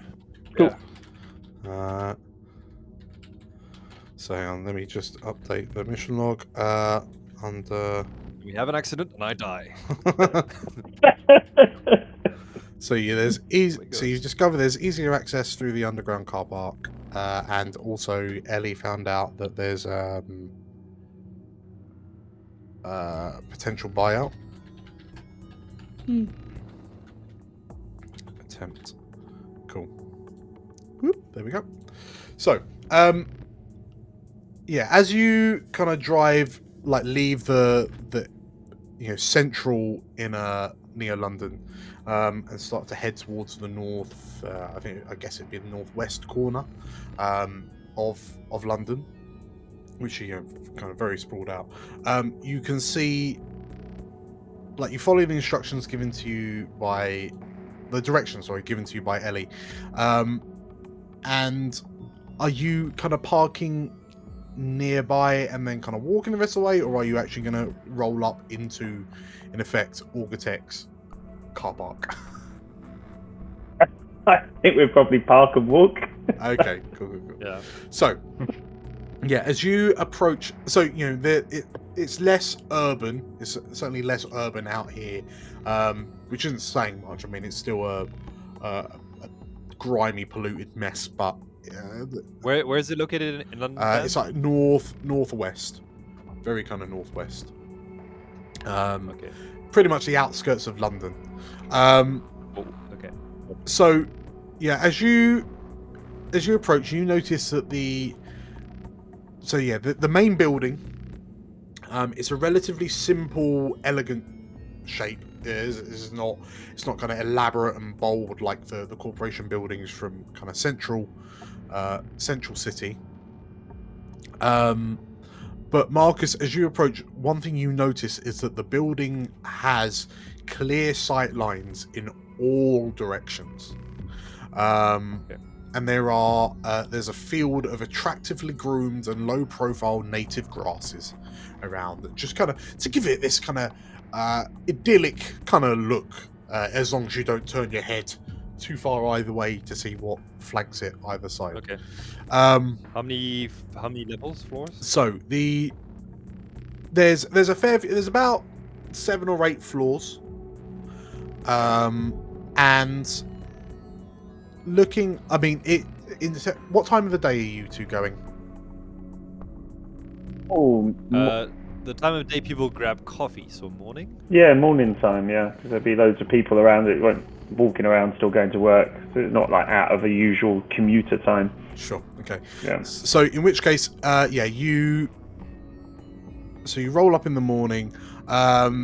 You see, so Price, you see that there's like a soy caf van kind of parked in the car park that people are able to go out to. It's clear that, I mean, presumably either this place is cheaper or they just don't have that it's cheaper than the cafeteria inside, or maybe the cafeteria inside has been built because it's a new building. Well, sorry, it's a new purchase. Yeah, so it's about 8 stories tall. Marcus, you see that there are a number of kind of camera systems set up looking around, which presumably is that state-of-the-art camera and electronic detection system that Ellie, warned you of. So there's a building, and then it's open on all 4 sides. And is it fenced off? Is there like an access gate? Is there? Yeah. So you, so the fences themselves are just kind of flimsy chain fences. Yeah. An interlock chain fence. There's like a proper, a typical like entry booth type thing with the things coming up and the barriers, entry barriers. I think what I'll do is an assess move. Okay, no worries. Okay, so tell you what, let's do that one first. So if you roll me an assess. So I actually don't roll it with edge. I roll it with synth. Okay, yeah. Because I have cyber eyes. Yeah, perfect. With magnification. Woo, baby! Let go. Okay. So you're so that is. Hold on, I'll re-roll the move. Yeah. Because your assess lets you roll it with synth naturally. Yeah. So that's what I rolled, but what I'm actually doing is this. Hold on. Oh, you can actually choose the stat. Mm-hmm. Okay, well, I'm gonna re-roll, but please cut my first one. Okay, whatever. So hang on. It would actually say you gain 3 hold. Okay, so you gain 3 hold off the back of your success. So, yeah, when you closely study a person, place, or situation, quickly size up an opponent or charge situation, roll edge, or in your case, synth. So, you gain 3 hold. Yes. So let's. How about this? Why don't you go to Jake, and I'll just think about what I want to ask. Yep. And then Matt and Judy, if you got any suggestions, just type me what you want me to ask. Okay. So, price. Yeah, you see that there are a couple of people kind of hanging around this soy calf van in the car park, basically. What you notice looking around is that there's, while there's quite a few cars for, there's a lot of vehicles for like the wage staff, the wage slaves that work in this building. Yep. But yeah, there's a couple of people hanging around in this van that don't look like they are office workers. So right. Okay. they look like they're the security. Right. But I mainly want to just go to the general work lot, to be honest, to start just chatting to them, even if it's about cars in the car park, because I'm quite interested. Got a sedan, looking at getting a new sort of like corporate car. Just trying to find ways of getting getting to know them and see what sort of like lanyards and things they've got on them for security access. Sure. Okay. Well, tell you what. Let's retcon then. So the people outside the soy calf, they are just kind of standard office staff. So let's. And are you hoping that would you like to, in inverted commas, make one of these people a contact going forward, or is this a very temporary kind of thing? Temporary thing, yeah. Okay. So I think Even if it's just seeing what sort of part of the workforce they're from, and then even it's then me saying, oh yeah, I do cleaning for a building just down the road, sort of thing. What's it like in your place?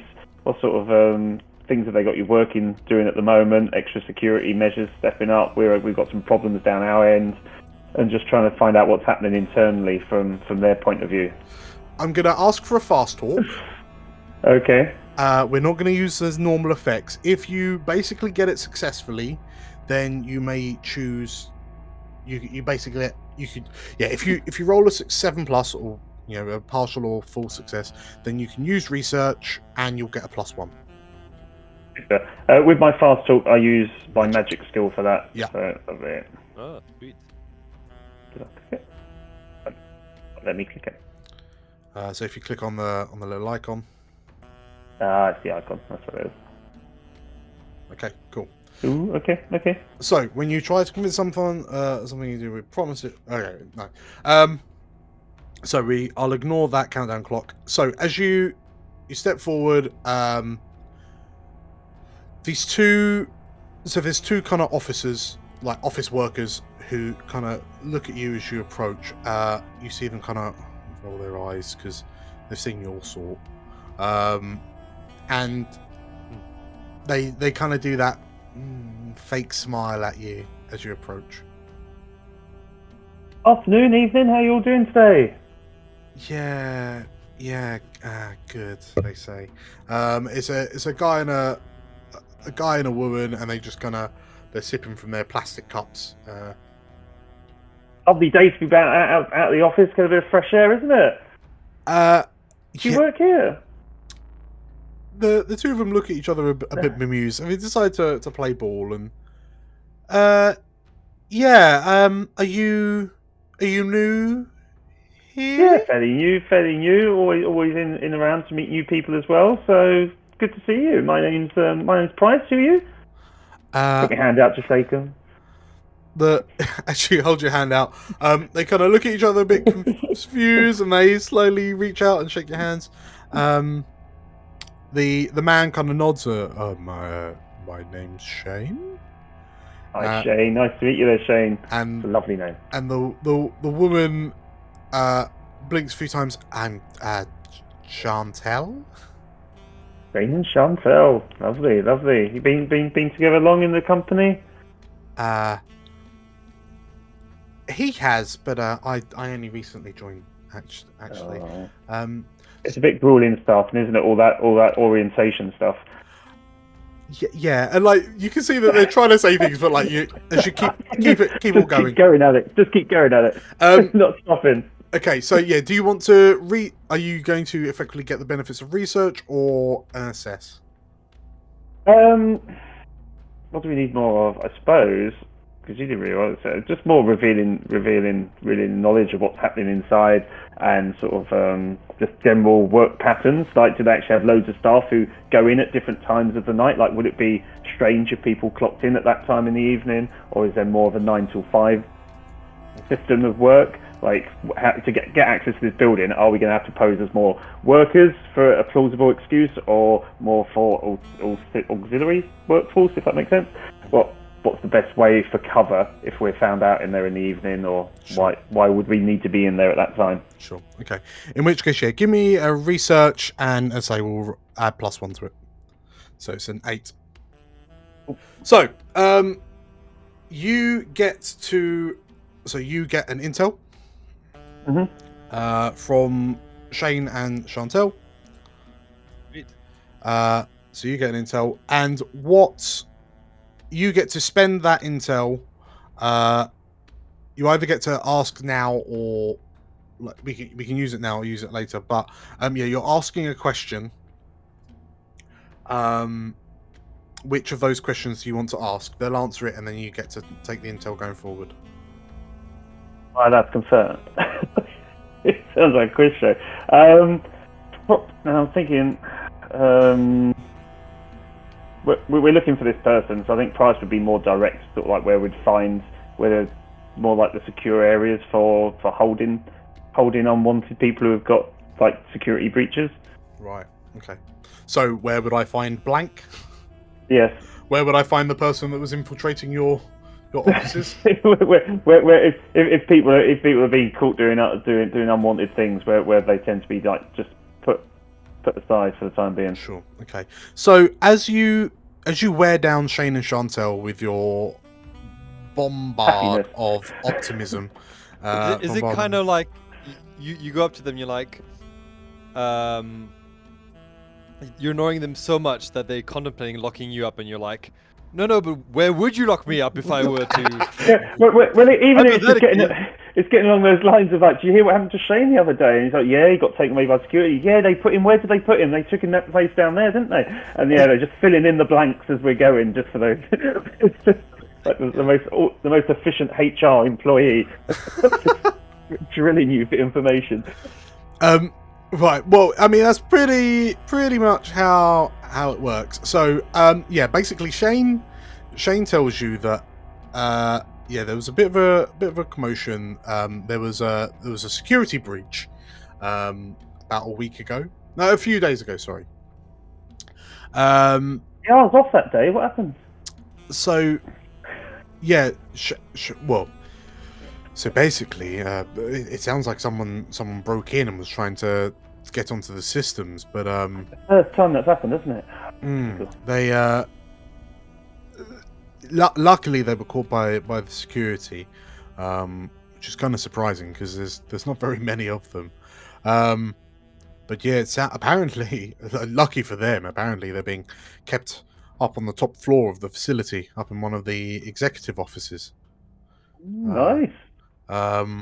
But whatever's happened is rumbled them. I saw there was a mage going around the offices summoning spirits. So Right. yeah, I mean I don't understand all the. I think it's kind of spooky with all these ghosts and spirits and stuff. But yeah, it's a bit weird knowing that there's invisible spirits floating around watching us while we work. Oh, indeed. Okay. Oh, that's pretty spooky, isn't it? Yeah. Never mind. Oh, shivers. Yeah, he kind of nods. So yeah, where would you find a naughty operative? Top floor in the executive offices. Beautiful. And then that intel is something that you can spend for information later on in life. So, well. So as Price, Marcus, as you watch Price going to go off and schmooze with the staff, you're going round. Have you figured out your questions? So the question, well, first out of game, Kat learned that this. Oh no, sorry, it was Matt that learned that there's easier access through the underground car park. Yes. Have Yeah. I clocked without using my hold, the underground car park, or do I need to use my hold to actually So assess that correctly? no, yeah. So you're like you would know from what Bear found out is that when we say easier access, it's like the cars can go into the underground car park, and then there's effectively like a access elevator or whatnot into the main Yeah. building that isn't through the front door. Yeah. Presumably, you're guessing from your knowledge of buildings similar to this that there's going to be some sort of like ID swipe to use Yeah. that, but you're not going past the reception/security desk at the front door that the public would need So to go through. do the question I have is, do I need to use one of my holds? I've got 3 Mhm. to determine what is the best way in or out, or have I figured that already from Bear's information? Yeah, you'd have to spend the hold to know to acknowledge that if you don't want to draw attention, if you can get to that elevator, the Yeah. underground elevator, and get through the secure like the ID Yeah. whatnot, that's going to be the best way in if you don't want to just go in all guns blazing through the front door, Okay. because it's relatively discreet. There'll be cameras down there, but Mhm. there won't be people down there. Okay. So and tell me, the underground car park, how do you access it? Do you have to go past the gate? So do you have to jump over the fence to get into the underground car park? How does that work in terms of a layout? So the entrance to the underground car park. Yeah. So you've noticed when you came in that security booth to the car park was unmanned. Yeah. So if you're able to get if you can get through that security booth, that like automated barrier, Yeah. then you can get to the underground car park from where you are. So Okay. yeah, the So underground car park is just there's like a pedestrian entrance and then there's a car entrance, correct? There's 2 entrances. in effect, yeah. Alright. So That's one of my P- holds. potential complications you need to be wary of. So So just a second, I'm just checking with Cat and Bear. Should my second question be the complications? Yeah, I was thinking Mhm. biggest threat or potential complications. my should third be one- one of them. My third one will be the biggest threat. Are they kind of a Okay. bit similar, perhaps? Yeah. They are. Complications and That's why I think threats. they overlap. Maybe complications don't and need to threats. use both of them. Yeah, don't use both because I like your one about what do I notice despite an effort to conceal Yeah. it. That would be nice Well, to I'm do gonna, that one. So one uh, or the other. I'm gonna assess the security. So I want to see what guns they have, how many there are, and what kind of body armor they're wearing. sure. Just okay. to see, like, is it possible to overpower them, or should we just stay away from them? Like, is it just a bobber with a stick, or are they like heavy machine guns? Okay, so if this is a question of Who or what is my biggest threat in this situation? cool. So in terms of the security, you like in your basically you spend a bit of time kind of loitering around, kind of Mhm. sneaking around and keeping an eye out. You notice that in terms of physical security, Yeah. The so through various windows using your synth eyes, you manage to kind of peer in, and you can what tags have your eyes got? Yeah, more at the front, but also I guess inside. They've got magnification Mhm. and recording. Okay, so use it like being able to And night vision. stand away and kind of use the magnification to peer in through some of the windows of the upper floors. You see that each level of this facility has a small contingent of lightly armed guards. Oh shit. But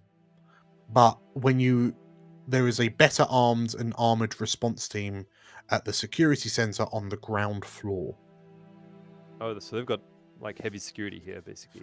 Well, it's not like NLPD response Yeah. teams, but yeah, like the lightly armed guards are going to have like tasers or hold out pistols, but the guys downstairs have bigger guns. And Okay. but in terms of what is the threat, it's the fact that actually because of this camera system, they'll see you coming is the big problem. there's no real way of, like, by the time you're in the car park, you'll be on the cameras.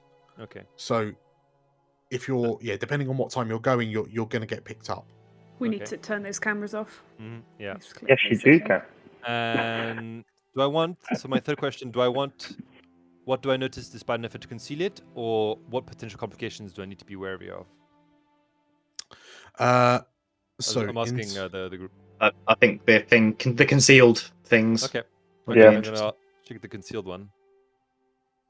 okay. What do I notice despite an effort to conceal it? And then imagine, Marcus is using his scope vision to look in and out of the building and scan people and just and recording everything and feeding that info to Kat, who's probably on a computer somewhere watching the feed. I'm live streaming is basically what I'm doing. Yeah. Just a Secure tracer. live streaming, private live streaming, hopefully. 2 words that have never gone. Secure live What? stream. What do you notice despite an effort to conceal it? So one thing you notice as you're watching the security teams from afar, one thing you notice is that for a building of this size, security is actually quite sparse. Like there's not that much standing between, like, protecting the building. Okay. Um But there's like 2 guys on each floor and then more on the ground. Yeah, so it seems that, and like this, you watch, like, you see from afar using your zoom in features, you notice that, like, Price bugs out away from the soy calf when you see 2 security guards come out, and you just see Price like hurry away. But what you notice just from reading the body language of these guards as they get a coffee is that the security seem complacent. Okay, yeah. Like they're not like, I mean, they had a break-in a little while ago, but they just don't. Yeah, they're just a bit nonchalant, and you kind of get the feeling that they assume that a lot of the heavy lifting in terms of security is going to be dealt with by contracted response security. So people coming in from outside to save the day, and also you suspect that the cameras give them an extra layer of force safety And kind of thing. anything like special about the employees, like the way they go in and out of the building? Is it like just like any office, or is it like does it look So like it's tightly restricted, the access, or is it just like any office? it looks like, because this place is far out of the way from everything, like employee security seems to be mainly done on like an ID swipe, like an ID card swipe, and visual verification. So you kind of get the feeling that if you manage to acquire one of these ID cards, that would get you through the booth and get you into the elevator. And what about buildings like next to the main one? I mean, they're far enough away that unless you had like long range weaponry, it's not really gonna make a difference. I can't use a zip line to get into it. I see what you mean. Yeah, I mean, if you were to acquire, it have to be the distance is kind of sizey, so you'd have to certainly pay someone to get you a zipline launcher that will fire that far, and then you'll be a bit exposed as you. Also, it must be hella noisy just to fire the harpoon at a building. Yeah, Okay. but it's certainly possible if you want to get to the upper floors. Price. Yeah. Hey, Price, would you like us to swipe one of those cards? Just suggestion out. Yeah, I could try and grab one. Do you think it's going to be helpful? Cat. Okay. Yeah, Listen, would you like one of those cards? sure. Can you get one? Yeah, maybe. All right then. From the security guards or just a general person? Employee? I mean, security guard would be pretty good. Give us cover. Or an employee.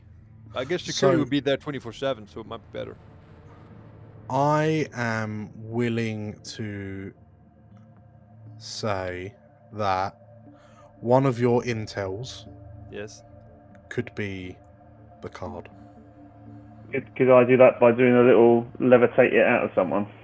Yeah, absolutely. Mhm. So, are you grabbing Chantel's or Shane's? Oh, what do I feel like today? Shane. Let's do Shane. Cool. Okay, so yeah, as bit more basically believable. so you hear on comm as Marcus says to you, "Oh, can you grab one of those ID cards?" And you manage to levitate it, Yep. Shane's card away from him, and then you see the guards coming and you kind of hurry away I like with that. this card in hand. So yeah, we use up one of your intels. Cool. So you have entry to the building. Cool. So what other actions can we do as part of our preps? I'm just looking at the moves. I mean, when would I be? We need to turn those cameras off or create some kind of fake loop on the feed for the cameras so that they're not seeing us come in. So would that be something I do now during legwork, Dan, or would it be better to do that as we're starting the mission? As an action on the mission? Probably a mission, right? Probably Probably a mission. mission Yeah. action. So So Isn't I it? can actually give you a bonus to that if I Really? wanted to. Yeah. yes. Ooh. So I can assign, as a soldier, I assign tasks to the team, and you get a +1 on that task, basically. So Cool. in this sense, if Ellie's happy to, like, Ellie can basically stay at home and be like on the Matrix doing things, or you can operate from the car, but the wireless connection isn't as great. No. Okay. I think it'd be best to have Ellie in with us because she's the one who knows how to plug in the Yeah. attack Wait. thing. I'll probably be there, I reckon. Yeah. Mhm. That's a good point because you need to upload. If she's trying to explain to Bear and like Can you Marcus how imagine? to Any Oh of my us. God.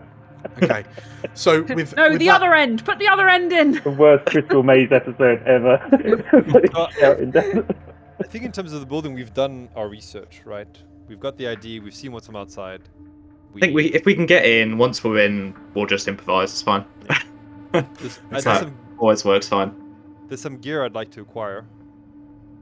Yeah. Okay, so you can buy gear with cred. Yeah. So what is the what is it? Is it the grappling hook? No, Rocket I'd launcher. like to get a holdout pistol with Okay. with stun rounds, just so I'm not blasting Stun people's head rounds. off if I don't have to. Okay. It would seem that you'll need to decide who you're going to get that from. So I'm going to go ahead and ask you to declare your contact. Cool. So I've had one lined up. Yeah. And this is a new contact that Marcus has found, called the Brass Fairy. Okay. Yeah. Make a note in your contacts page. Yeah. And can I describe what I imagine this contact to be, and then Absolutely. So the Brass Fairy lives under a bridge in a strange kind of hovel. And the Brass Fairy is actually a female troll that sells guns out of this hovel. But like from the outside, it just looks like a shack, and inside it's just like an array of high-tech weapons and guns and grenades, just all precariously stacked inside this tiny building. So yeah, female troll under a bridge selling guns. Nice.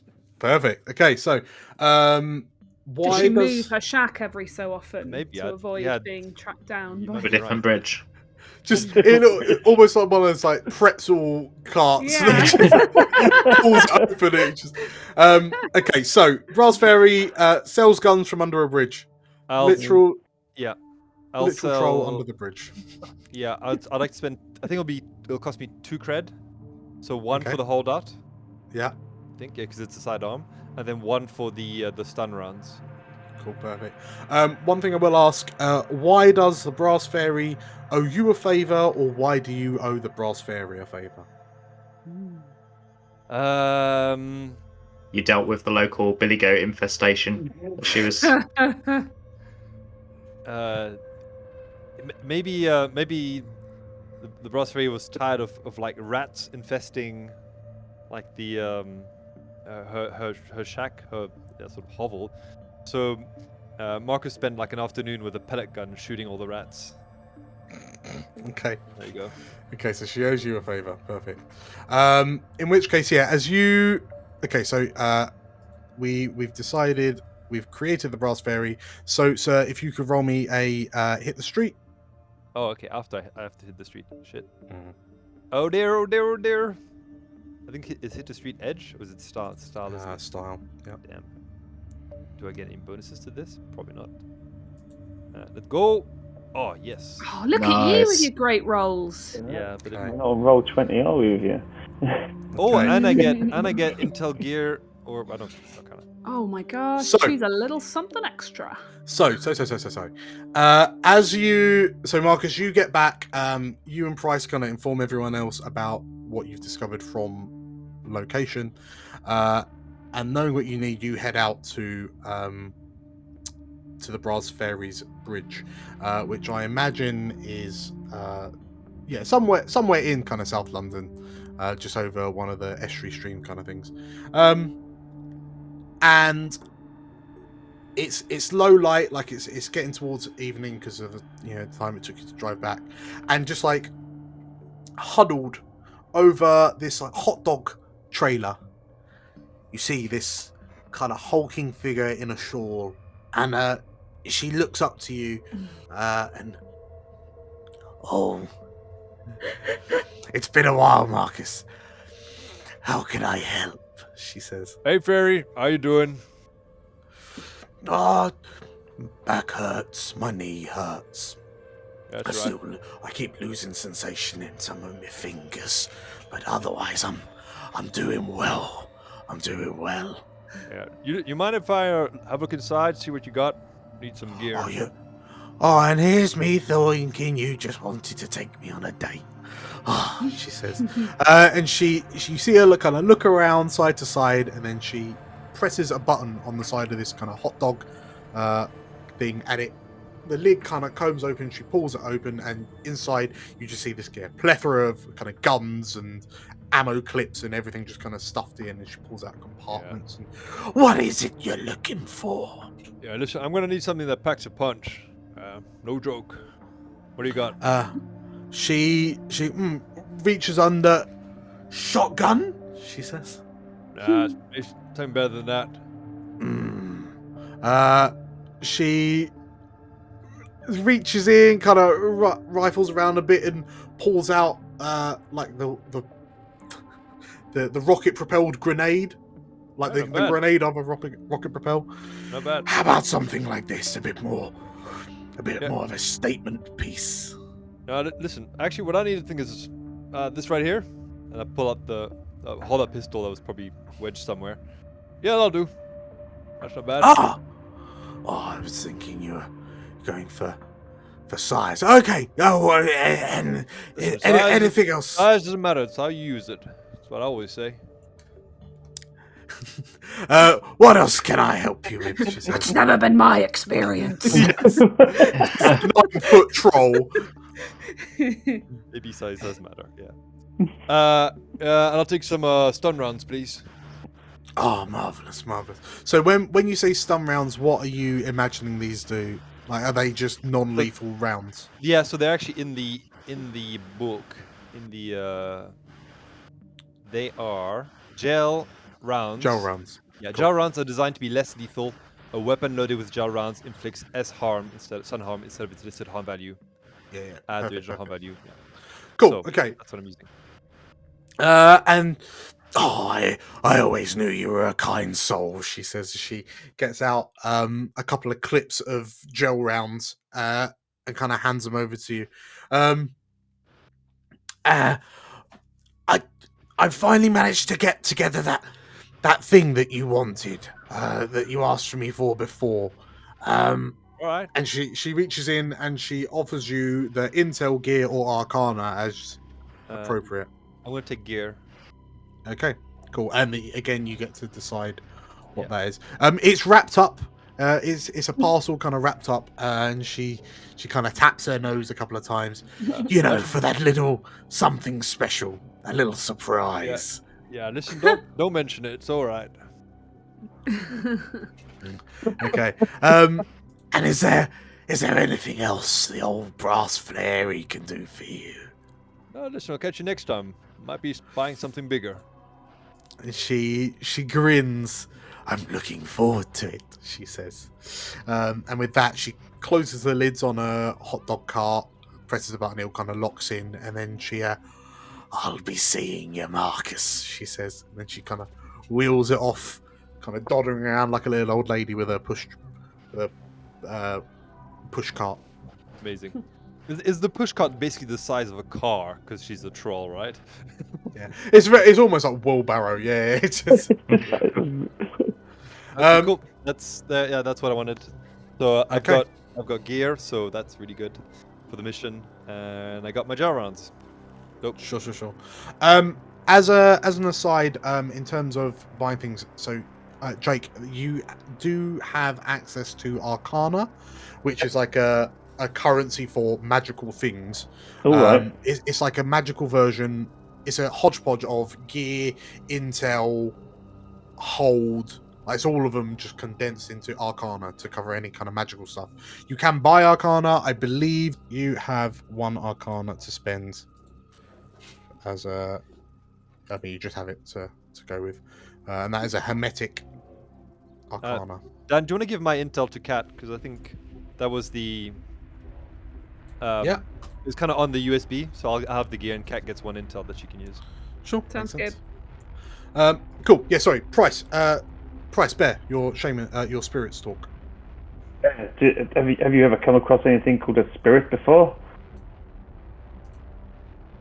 Yeah, well, I reckon the voice in my head is the bear spirit. She kind of guides me, tells me what to do. She's been there since I woke up, you know. Warns me of danger. So I reckon if we run into any, I know they're out there. So I reckon if we run into any nasty ones, she'll help me. She'll help me deal with them. I think there's some in this building. Oh, good. Well, yeah. I reckon. You've got I that reckon sorted, then. they're not that different from people, really. You just punch them hard enough, they fall over. Good to alright. hear. Good to hear that. Yeah. Okay, no worries then. So, Price, as an aside, you know that the concept of punching a spirit or a elemental or something is like they are intangible, right? They are literally made of magic. Yeah. So, that doesn't quite compute with you. Price, after this worrying conversation you've just had with Bear, is there any more kind of legwork or considerations that you have before you start the mission? No. So, is there anything on the Matrix that you want to have a look into? Yeah, I think probably Ellie just wants to do a bit of follow-up research on whether there's any kind of easy ways into the camera security systems so that she can kind of set up that fake footage loop that she wants to put on as we're infiltrating. Just sort of double check if there's any sort of easy ways in to do that without causing too much trouble. Sure. So I think, so you'd be able to go in. So ahead of time, you'd be able to go in, hack the system, and basically go. Yeah, if you get into their systems, you could do this remotely and just record a clip of of just normal footage. Yes. And then set up a program so when you get there, it will then start playing the loop. Yeah, that's it. Because you'll need Exactly need to implement this from home to then trigger when you get there. Yes. That's Okay. It. So, I basically need to do a little matrix run before we go, don't I? Yes. So this will still be part of legwork. So, first things first, Ellie. You're going to jack in. I'm going to log in. That's jack right. into your deck at home. So I'm guessing from the sofa in front of the vid feed. Yeah. So as you jack in, you move through the matrix. So yeah, as you plug your head in, and your body goes limp as you upload into the matrix. Okay. You find just roll a login check. Well. So you find yourself stood in this sea of electronic data, zeros and ones flying past you. and it begins to materialize into, like, the visual overlay begins to materialize over you as you fully step into this sprawling Tron-esque like matrix landscape. And as you navigate your way through the matrix at the speed of electronic signal, you find yourself effectively you find yourself in front of a building that has been digitally reconstructed to look like the Auga building, with these imagine the original Windows rolling hills. Yeah, it's that kind of idyllic kind of layout. Yeah. And from here, I would require you to roll me a login. Okay. I hope this goes better than my last one. It's a partial success. Okay. I'm gonna choose one. Good. Okay, so you are in. Just real quick, if you also roll me a console cowboy. Oh yeah, of course. That's a good one. So that went well. Nice. Success. When you connect to a secure system, roll mind. You spend 1 hold for any of the following effects.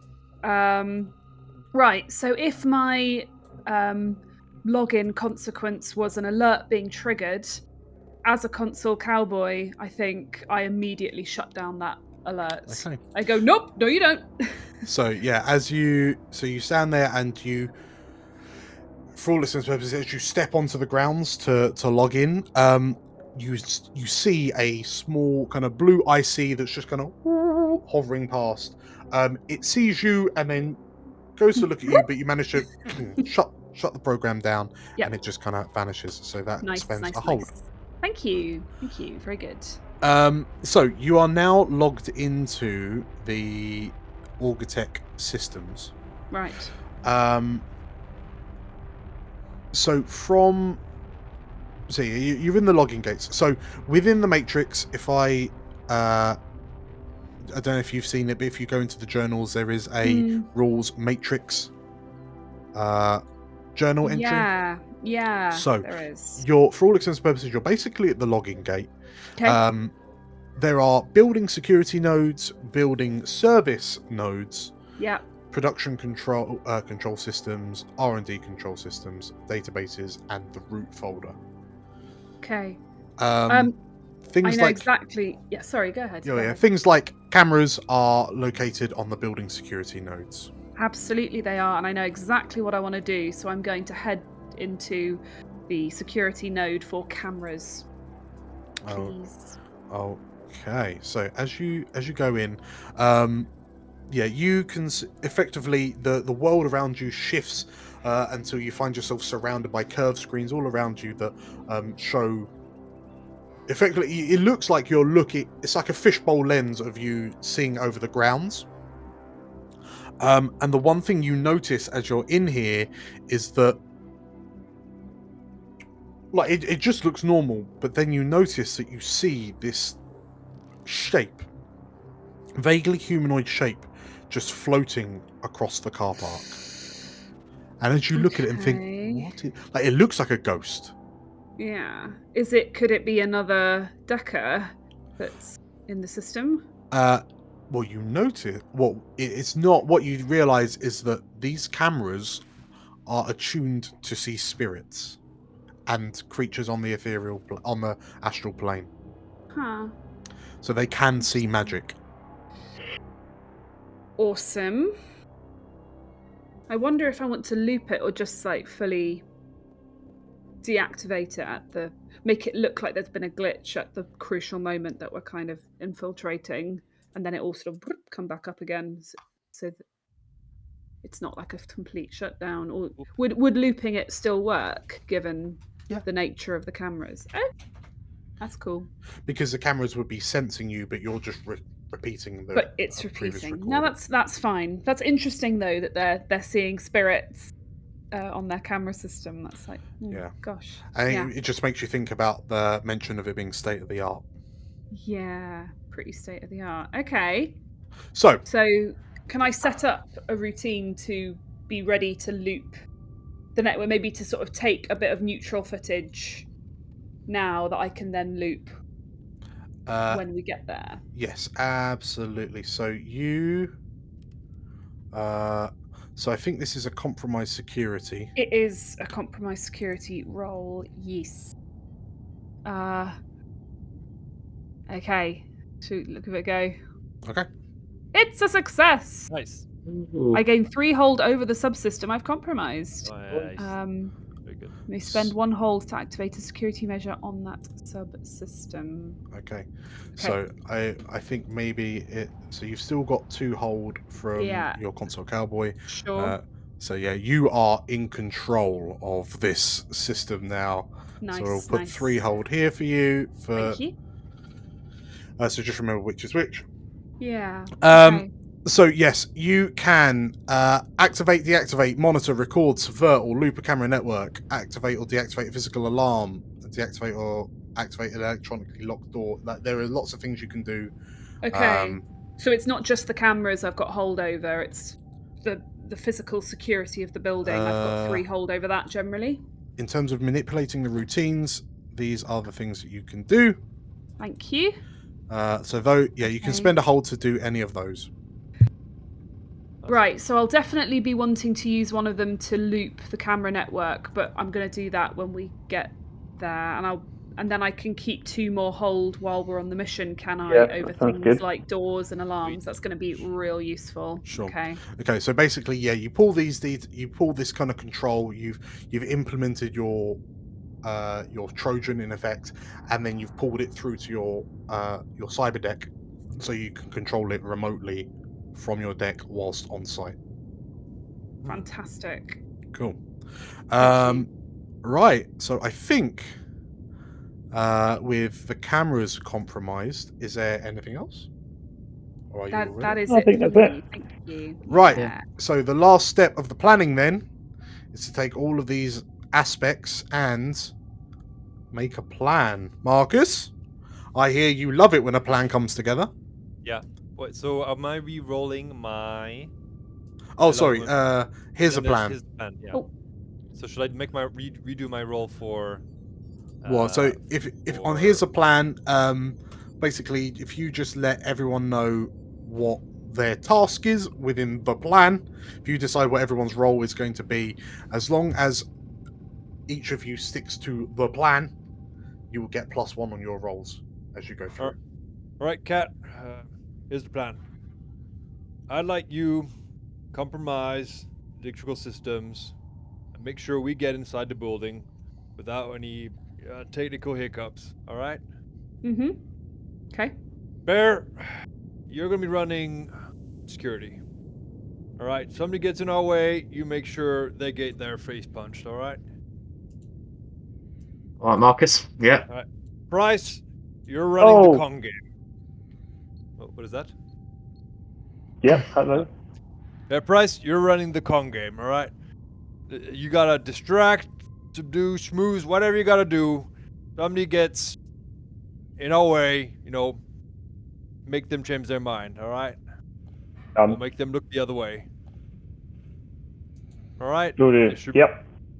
should be pretty straightforward. We get in, find what we need, get out, nice and easy. No shots fired. Unless I'm shooting, but yes. Okay.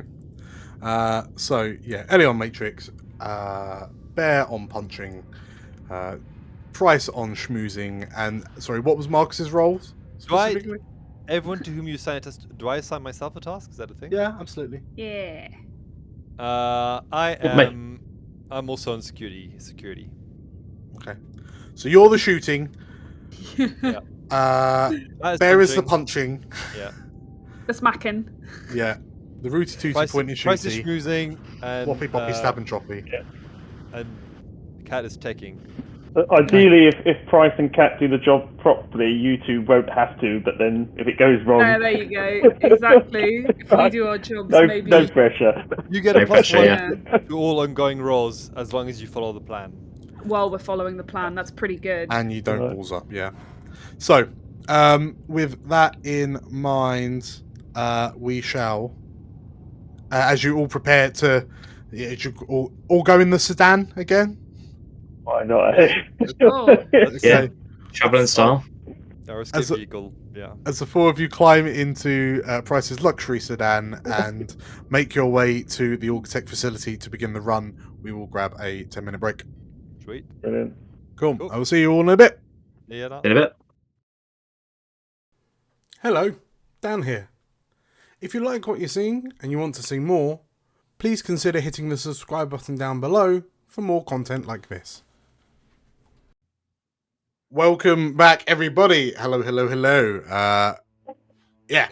So you have successfully completed your legwork and impressively come out very well from it. There was very little detection from Auga Tech in terms of you lot. So yeah, thankfully Auga Tech will be caught unawares by your mission. Auga Tech will be caught quite unawares by your mission. Roughly what time is it that you lot are pulling up to the Auga Tech facilities? Oh, we haven't thought about this. Should we go to like midnight? We could do it. So I was thinking just before work finished, so that if there's any emergency response needed, then it's all during rush hour, and it'd take them longer to get there, and we can blend into the crowd and leg it. So at 4 p.m. Yeah. Yeah. Well, this is this is Neo London. Yeah. It's more like 9. It's 9 p.m. People are allowed to finish their day jobs. Oh jeez. Dan, I need to roll my hold. Okay. Yes. Or do you want me to re-roll it? So when you It's my feature. hang on, what that have is you called- done? What have you What? done? I mean, what have I done? So yes, if you roll your I love it when a plan comes together as the mission starts. Sure. And how does it work again? That is a good question. Ah, there it is. Roll edge. If I do this, roll edge. Yes. Okay, so it's the same Cool. as what I. Okay. So yeah, So- same as before. So you gain a hold. Boop. Just bear in mind what that hold is for. I think I get detected though with a partial success, so the legwork goes up by 1. That's only on a complication. Okay. So on a 7 to 9, you gain 1 hold. So at some point during the mission, you have that piece of gear that you need right now, Yep. or you appear in a scene where you are needed right now. Nope. So yeah, you can teleport. Pretty much. I get. Cool. So, yes.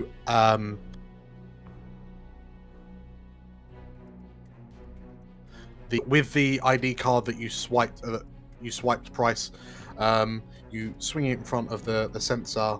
The light goes green, and the barrier raises, and you are able to drive into the car park. When is it that Ellie's triggering? What do people think? When should she trigger her loop?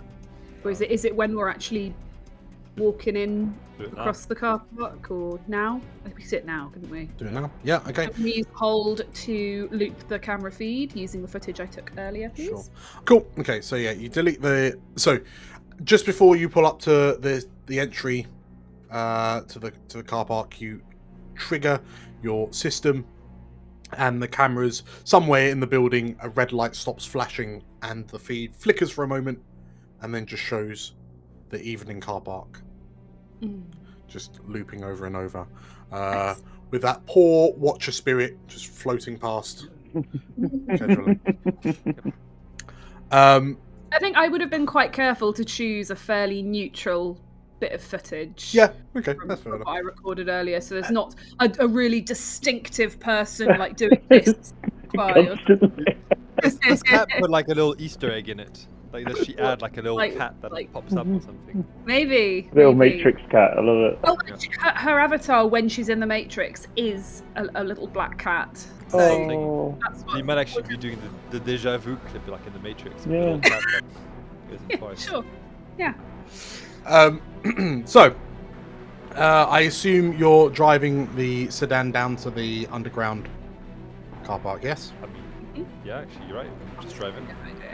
Cool. Yeah. So, So, as per Marcus's instructions, you take a left, you head down the ramp into the underground car park underneath this kind of public car park, and yeah, it's about half full. You can see that there are some people working late, but it's certainly not rammed, and you're able to pull up, decant from the sedan, and at the far end of the car park, you can see that there is a metal sliding door with another ID swipe keypad in front of it. Which we have, right? I think we can Yeah, just swipe. I'll hand it over to Kat. Yep. Okay. Okay. So as you approach the door, as you swipe the card, it makes a little beeping noise. The light goes green. On the display, you see a picture of like McConnell, Shane. Good old Shane. As Shane clocks back in after his shift is finished, and you see, like, you hear some whirring from behind the door, and there's a soft Got his gym kit. boom, and the door slides open to reveal the employee entrance elevator. All right. Okay. Keeping it tight. So far, so good. And as you step into the elevator, the doors close behind you. Don't worry, Bear, the thing isn't going to eat you. When you enter the Auga Tech facility, mark experience. Oh, Ooh. We did a good thing. we did a thing. We got something right. We should just leave. Now before it all goes wrong. Can we lose music is- XP when it all goes wrong? Thankfully not, no. Good. Be painful, wouldn't it? Be owing you XP. So, on the display, like when you're in the elevator, you can see all the various floors. So you are currently listed as being on B2, basement 2. Yeah. So obviously you've got basement 1 and ground, and then there's 1 to 7 beyond that. I wonder if it would be worth me spending my intel right now to have that floor plan I wanted, which could have been on the attack program stick that Mr. Smith gave us. What do you guys Absolutely. think? Yep. Just so we know where we're going and not just wandering about. Yeah. Oh yes. So we know the operative's likely to be on the top floor, right? But we don't know where the We computer also need to stuff server is. it. Yeah. We know that is somewhere, probably B1, but let's at least Yeah, get good idea. the floor plan I've got with me. Could I also have an illusion up for whenever the lift doors open that it looks like the lift is empty, We can indeed. in case there's anyone on the outside of the lift when it opens? Wow. So good, sir. If you're doing that, I require you to make a. Oh, I have to do something. Okay. You can't just say things happen, Jake. It's not that bad. It's worth a try. And we get the operative just fine, and we win. There we go. Yeah. I use Well, my home in dual time for tea. control. I thought that's what all these counters are for. So, in your. Just do one roll for the whole mission. I'll see you later. Thanks. In your character sheet, there is a cast a spell move. Yeah. Uh, You mean awakened moves? yes, that's it. So So, this would be an illusion. yeah, if you click on that. So, I believe Okay. that is illusion. Yeah. Yeah. So I don't get my focus bonus, but I will get a bonus from Marcus. If you're sticking to the plan. Because you're distracting, yeah, I think so. Distracting. Yeah. Okay, I'll allow it. It's 11. a very good lift. A very empty lift. So, so you rolled a 10, so it's actually, so ignore what was written there. So in terms of cast a spell, you harness enough magical energy to create the spell as planned. If you push yourself, you can add an adjunct. So you cast illusion, so you may spend Arcana or suffer drain to hide an additional number of people equal to your magic score. So you can spend Arcana to basically hide everyone in the elevator. Your base illusion can only hide yourself or an ally. But Right. So you can spend an Arcana to hide everyone, or you can suffer drain, which is stun harm. Like it just taxes you a bit to cast illusion invisibility on everyone. Let's do the drain. I'm going to keep that Arcana one to something a bit more serious. Okay. In which case, as you cast a spell, if you go back into your character sheet, there is a harm move. Okay. Ooh. So, as you cast a spell, it taxes you a bit to kind of push the magic out to envelop the whole, like all four of you. And as you cast the spell,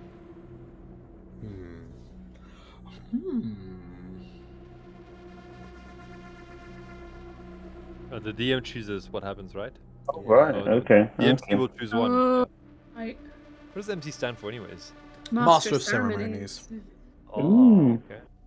So you cast a spell, and like as you all look down, you notice that your hands are translucent as the spell goes off. What the? But pretty much as the spell casts, there's a boom, and the door slides open, and a security staff member steps into the elevator with the four of you. And the four of you are invisible, so you're able to push yourselves into back into the corners as this guy just kind of steps in, kind of rolls his shoulders. Your turn. And then, so this is so as an aside, sorry. With the intel that Ellie spent earlier in terms of floor plan, you know that the server rooms are on B1. Yep. And the operative, so 5 to 7 are the executive offices. 1 to 4 are the normal offices and R&D, and then ground floor is just ground floor, and obviously B2 is the car park. Okay. This security guard is like in the elevator, and is like, and there's just Bear with an axe over his head, and Marcus with a gun like pointed under this guy's chin. Yeah, so would like gesturing to Marcus like, do it, and obviously Marcus can't see him, so. Can anyone do a silent, non-lethal takedown of this Well, guy? I mean, I'm hesitating to actually knock this guy out because we could actually just steal their armor and then just be. One of us could be a security guard. Yeah. There's an extra corpse to cart around with us there. I mean, I would Ellie, are you jumping out at the server straight away because it's the first stop? I reckon I would have probably done that. Yeah. In which case, you've got in. You're in the elevator. You've on the car park level. You've just cast a spell. Oh, you kind of knackered yourself out a bit because you cast it as the elevator was coming, and then as the doors are about to close, a hand jams in from the car park side, pulls it open. A guard looks around a bit confused because the elevator's empty, and then steps in. So he's in with you from the start. The elevator goes up and then stops on. Actually, no, because you're invisible and he's in. You won't be able to push the buttons, right? So he presses like floor 5, sorry, to go up to, and you're just stood there awkwardly, the four of you behind him, as you go up through the building. Yeah, and this guy is just like, just kind of bobbing along to the music, as we all do when we think we're in an elevator on our own.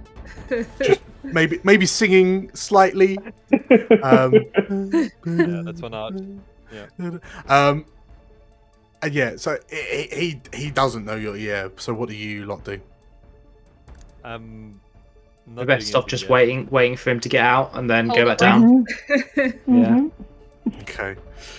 In which case, yeah, you get to floor 5, and then floor 5, and you hear boom, and the guy, the door opens, he steps out, scratches his ass, and like proper. Oh, he's got, kind of sorts himself out, pulls out the wedgie he's just given himself, and you see him kind of walk down the corridor shouting, "Hey, Fernando, where are you?" He shouts as he kind of nonchalantly strolls down the corridor, and then the door closes B1, again. B1. B1. You straight back down to B1.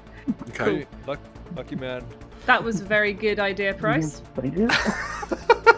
Did you actually take any physical harm from that, Price? No. Or was it more of a Just you a just 7 kind partial of success. felt a bit drained? Isn't drain is harm? It's still. It's stun harm. Yeah. Yeah, so you're not Okay, going to so you're die, harm- but you could like pass out or something. Oh, that's the So point. you Yeah, harm- so you do. Yeah, you beg my pardon. So you do take a point of harm. Alright, so I click 1 on my harm. Okay. There we go. There we go. Yeah, so it's all What- there. Twice, Oh, what does your spellcasting look like? Is it like obvious to other people? No, not the illusion and manipulation side Okay. of things. So No. Bear's probably just like, once the security guard gets out, he's like, he just looks around and is like, wait, where you all gone? Don't worry, we're still here, Bear. Yeah, I'm not sure what happened. You do this, Bear? Okay. No, it was me. It's all good. It's all good. So Some of your voodoo stuff? Yeah. Alright. the lights in the elevator count down, like the display counts that back down to B1. The doors open up and you find yourselves in basement 1 in the on the room with the servers. So the first thing you notice is that it's very cold here. Like clearly the air conditioning is set quite low to keep the servers nice and cool,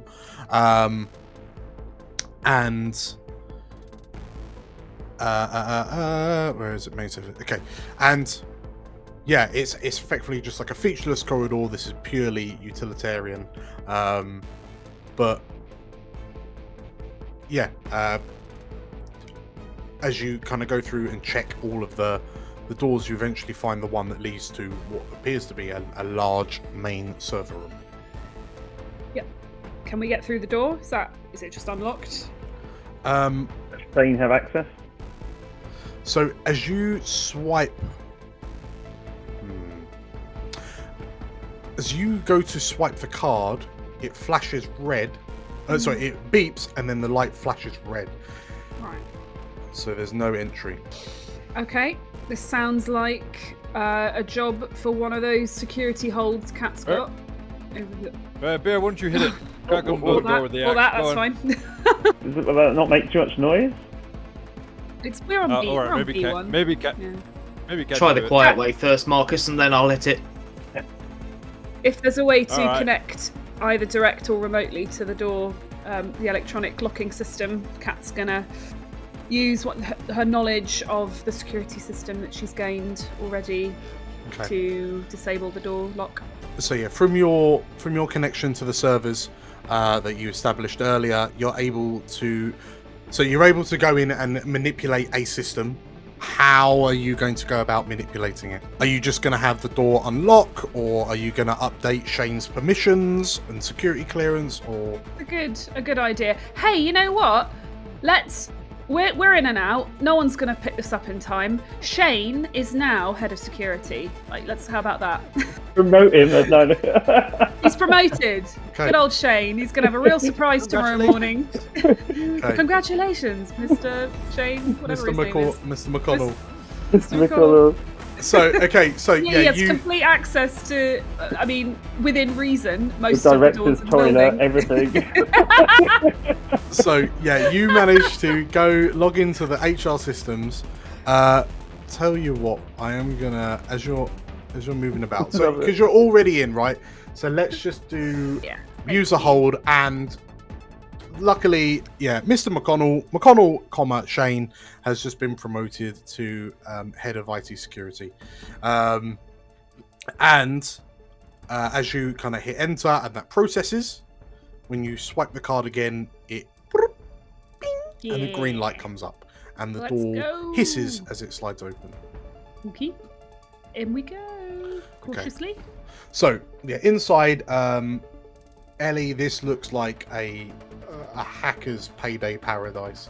There's just floor-to-ceiling servers, just rows and rows of them, wires running around, and just like a sea of blinking lights.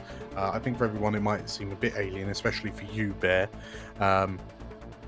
but like, and this place just feels real cold. Like there's a chill. Bear, you've got goosebumps on your arms as you kind of walk around. And everyone, you can see the breath condensating as you breathe out. But Ellie, you with your knowledge, you managed to find like the central console that kind of controls all the systems, and you will be able to log in from here. This is a separate system to the one that you logged into earlier, so it will require a new login procedure. That is fine. That said, you have got that attack program, so have you loaded that into your deck? That is all loaded, yeah. Okay. It's In ready which to case, go. as you've loaded it, you get +1 forward to your login attempt. Okay. So, Awesome. if I can have a fresh login, please. Yeah. It's partial. Okay. And console cowboy. Console cowboy, indeed. Do you not get a +1 to that login? Do I get? Well, it would still only be a 9, so still a partial. Okay. My console cowboy is only a 5. Okay, so you don't get any additional hold from logging No. in here. No. I'm but just in. Yeah. You're in. So you're in. I'm in with, But if you with, can choose one, a passive I choose trace, one. Yeah. ice is activated, an alert I is mean, triggered. I'm not too bothered if ice is activated because I'm an icebreaker, so that might be the best one. Let me have a look. Alert is triggered. Access is restricted. How's the mission clock looking? Oh, it's looking fine. For the moment. Why don't we advance the mission clock by 1? We've only been here 2 minutes. That's why it's looking fine. You've got to choose. Passive trace, ice is activated, alert is triggered, your access is restricted, or, as the attack program loads, you see the additional script activated by the attack program and are not able to stop it. So you... Oh, I see. Because these are all negative, these are all complications. Yeah. So you can... So I guess in your hurry to stop the additional script, you then don't the ice activates. I suppose it's like yeah, a choice to that would be it. I guess.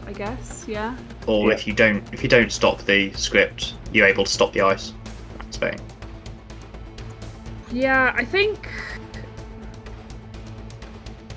probably gonna let the script run because it's part of the job. So it's not my problem if it also does extra stuff. Like, I guess would be my instinct. Okay, so as you log in, so you pull the lead out of your cyber deck, you plug in, then you plug into your skull, just behind your ear, I imagine, and then plug into the computer. You sit down and you go limp as you jack in. Yep.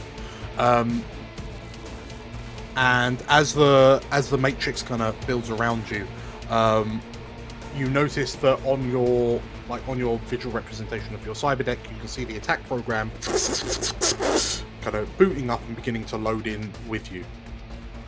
You see skulls everywhere. You see this kind of virtual, this virus, like this attack program, just kind of goes out and then disseminates into pixels and kind of floats out into the matrix around you. Right. Am I able to jack out? All right, or well, so you've not. Yeah, absolutely. So you can jack out at any point. Because you see this attack program kind of filter out. What you notice is that the matrix visualization around you, like as in inverted commas, as these pixels kind of land on various things, you start to see them kind of fitting and corrupting. And yeah, it seems like this attack program is actually a pretty nasty looking virus. okay, so it's like it's wiping the system, perhaps, or Possibly. okay. You could stick around to find out if you can figure out what it's doing. I mean, maybe just a little, just see if there's anything I can glean. Okay. I would argue with you could spend that hold. Do I want to spend it already? That's my last hold. And as Bear pointed out, we've only been here 2 minutes. Keep the hold. I'm going to because keep the it'll be useful hold. if we get- I'm going to keep the hold. It's we get fine. attacked. Definitely. Okay, Yeah. so in which case, yeah, as you see the matrix, Auga Matrix server start to Melt. melt, you American. Control Alt Delete and kind of jack Right, out, and then you're back in right. meat space. Right, Mr. Smith's up to something real dodgy here. We need to move quickly. Yeah, because the other three, as you kind of come back to them, you notice them looking at the screen, and you can see like an error warning, like a warning sign flashing on the screens in front of you. Quick, let's get the asset and get out. Done the secondary. Did you do the virus thing? I sure did, and probably more, Marcus. We need to go. All right, let's go. Okay. Do you think it's going to lock all the doors? And, like, I hope not. okay. Yes, That's why we get need back to to move. the moving metal box then. Yeah. Maybe I say we take the stairs. Just an Really? instinct thing here. Yeah. I say we hoon it up that Limber 8 up flights from of your cardio. stairs. I don't want to get Just stuck in a limber metal up. box unless Marcus or Bear thinks they can get us out of a metal box in a pinch. Yeah, probably bear. You're probably right. The stairs is let's avoid any further unnecessary. The less All right. we rely on electronic systems from now on, the better, I would say. Okay, So- to the staircase. So that's what I've. As you That's what I've always. as said. you kind of hurry down, the main kind of causeway in this server room, Ellie, as you kind of look left and right, you see that the blinking lights on the various mainframes, they're starting to go out, and it's almost like a tide of errors is kind of following behind you as you go through. And like as you get to the door, the lights begin to flicker slightly, and as you swipe the Shane, the new head of security's card on the ID scan, Not the door shade. slides open, but then Oh, it stops Bear. halfway. The lights go out. Oh, Bear. Shane. Get it open, Bear. All right, out of the way. Oh. And I'm just like, Are there no lights at all? The lights are currently out. They go out for a second. You hear a boom, as it seems like power's just been cut, and then after a few awkward moments, you hear, and the lights kind of start to flicker back on. You know that they've gone to emergency generators. Backup generator. Do you think that's happened across the entire building? Yep. Okay. so as the door then sort of reopened as the backup generator kicked. The door's still stuck halfway, so you'll be able to Yeah, I can try and force it then. muscle it open. I mean that's fine. Yeah, you muscle it open, and the whole thing puts the building on somewhat of a higher alert because there's just been Yeah. Yeah. Maybe we should do the That makes secondary sense. mission secondary next time. We should do it. Yeah, it's an idea. It's an idea. If it was there, we grabbed it. So as so you're taking the stairs, yes? Yeah. Yeah. I Not with don't all think the we have a security. We'll be waiting for that lift a long time. So yeah, all of the electronics and systems seem to be kind of back up and at the moment back up and working. But as you're heading up the stairs, who's taking point? Probably me or Marcus, I guess. Yeah. Okay, so your I'm behind Bear. invisibility is still up. You hear a door open as you're going through the stairwell, like going up the stairwell. You hear a door open up above, and you hear some voices say, "Go down and check, see what happened." And you hear some footsteps coming down the stairs. So you are heading up to ground floor, and this appears to be someone from the ground floor coming down to investigate. Do we want to just like plaster Let 'em go. ourselves against the wall, let them go past? I think so. Yeah. Yeah. I think They'll so. probably have like hands on the banister, if anything, won't they? Yes, if we go to the other side of the, Yeah. Yeah. or could we even hang off the stairs? Like if we climb over the banister and like, What? That's Hang not on. a very Ellie or Price move, I'm no, afraid. okay. We could duck back into B1, I guess, but that's No, but they'll be coming into B1. Yeah, I don't think we want to get stuck down there. I'm going to try and plaster myself against the wall. Likewise. Okay, so Does this act under pressure? I think it. Yeah, if you're okay, so who's on point? You mean at the front? Yeah, Yeah, Bear and Marcus. Wait. specifically, who's the one at the front of the group? Bear. Bear. Okay. Yeah. So Bear, as this guy comes down towards you, yeah, you can either kind of get the group to shield back, which will be act under pressure, or I mean, you can do something a bit more Bear if you like, and Down the stairs. introduce this man to Betty and Delilah, whatever the name of your exes were. Tip him over the Bernice and crossing. Delilah, yeah. Bernice. No, he's going to be good for now. He's going to follow the plan. So he'll just kind of gigantic ham hands, like push them back into the wall. I Okay. mean, he's trying to. He can't actually see them. So Yeah. In which case, if you open up your sheet, and if I can have an act under pressure. okay. How does rolling links work then? Oh, helping, you mean? Help action. So, Oh! tell you Well, what. I can't see you. It's going to be hard to. Tell you You what. missed us. Tell you what, I'll Oh, delete that because it no. was a good point. So, in terms of links, you can all decide to links up. Now, I'm going to force you to links up, right? So, you're all on the same. Basically, you're all following Zero? rules to help. You've all got a links of +1 with one another. So, Oh, okay. basically, Bear's going to roll. He is going to get +1 to this roll. We'll ignore the one he's just done. And then you're all affected by the consequences, whether they're positive or negative. Okay. Yay. Hi. So. Great. That makes sense. Yeah. No pressure. Great. Poor And guys. I will then give you another +1 ongoing because you're invisible.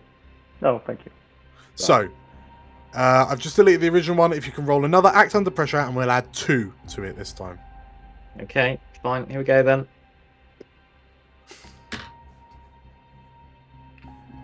Uh-oh. What happens if we're all bleeding out invisibly? Okay. Jeez. Oh no. Alright, I guess he just Time runs for straight a into fight. there.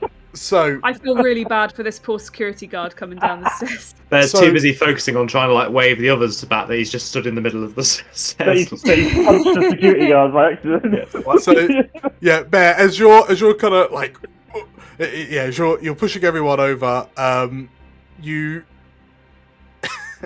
Like you've got a hand out, you're pushing someone against the wall, and then you lean out to tell someone to shut up, and then this guard just, boom, collides with the side of you.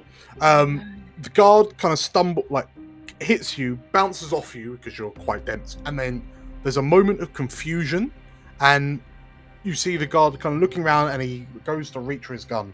What do you do? Is it just the one guard? Just the one guard. Okay, so Throw him over the rails. I'll Yeah, right. probably swear, grab the hand that's reaching for his gun, and then bring my other hand like in a fist and just down on top of his head, like Okay, that. cool. Just, Like, So- cut his hand off. no, just hands, not axes. And what is the intended outcome of this? What are you hoping to achieve? Stop him firing the gun, so keep him quiet, and then knock him out before he can shout for help. Okay. In which case, Bear, if I can have a mix it up, please. Should be better at this. Oh god, I hope so. This is his thing. And You get a Yes. +1. you get an yeah, additional +1. Yeah, that's true. Do I want to link? I guess I could help, right? Yeah. If anyone wants to link, you will Got only a roll get for links, +1. haven't you? Do I have Yeah, to roll because that? if you roll low enough, you'll suffer the same fate as whatever happens. Yeah, but Bear rolls, and if it's too low, then They both It will suffer. affect you. then I get involved in the Yeah. consequence. So I think that's what will happen, is that he'll shoot blindly, and it might hit both of us. Yeah. So I'm going to link with Bear, so you get +1 for following the task, which is keep us safe, I guess, or punch people, and then a +1 from link. Yes. Alright, I thought you still had to roll. No, okay. Yeah, sorry. you have to roll links Yeah, link. to. Yeah, to see how well you right. assess him, how well you help him. And is that right? Is there a move? There is help or interfere as a move. Help or interfere. Yeah. Because if you get a partial success, then you are implicated in any Yeah. Negatives that consequences bear. of the mix Should I roll up. that? So Marcus, Well- yeah, if you roll Do that, you need to? well, You don't I need mean- to because Marcus did so well on that. because he's declared it. So if you help or interfere, and then on the prompt put +1.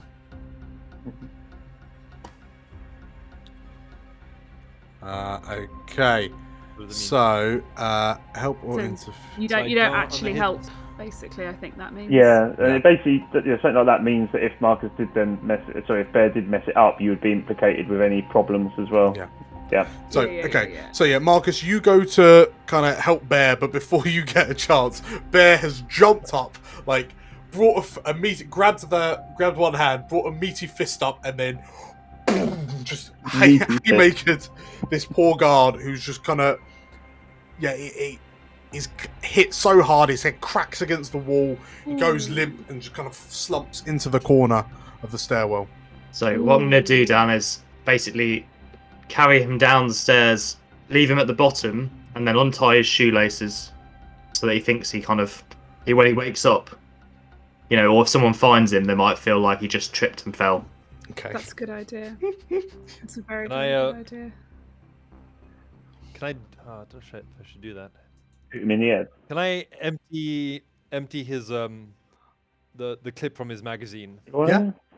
I'm leaving the gun. I'm just emptying the Isn't magazine. that- So if he tries to shoot, Isn't that taken away from what Bear's trying to implicate, that it's more his own mistake rather than it will be, I Yeah. tripped up and lost my magazine? no, but he hasn't lost it. I'm just taking the bullets out of it, so it's still It'll there. look like it was unless unloaded. you- Yeah. Unless he pulls it out, he won't notice. Oh, it. so Right, you're okay. literally you're taking the magazine out, emptying all the bullets, putting the magazine back in. Okay. Right. So not only can the security guard not tie his shoelaces, he also forgets to take his bullets on duty. We've managed to get two people fired in one day. So This is far. why Shane replaced him as head of security. Yeah, maybe. Right. Okay. Congratulations. So yeah, you managed to in terms of you've sprawled him out off the back of the complication, because I get to make a move whenever you guys miss, right? So off the back of the help interfere, you empty out the bullets, and then Marcus, as you're finishing up, you hear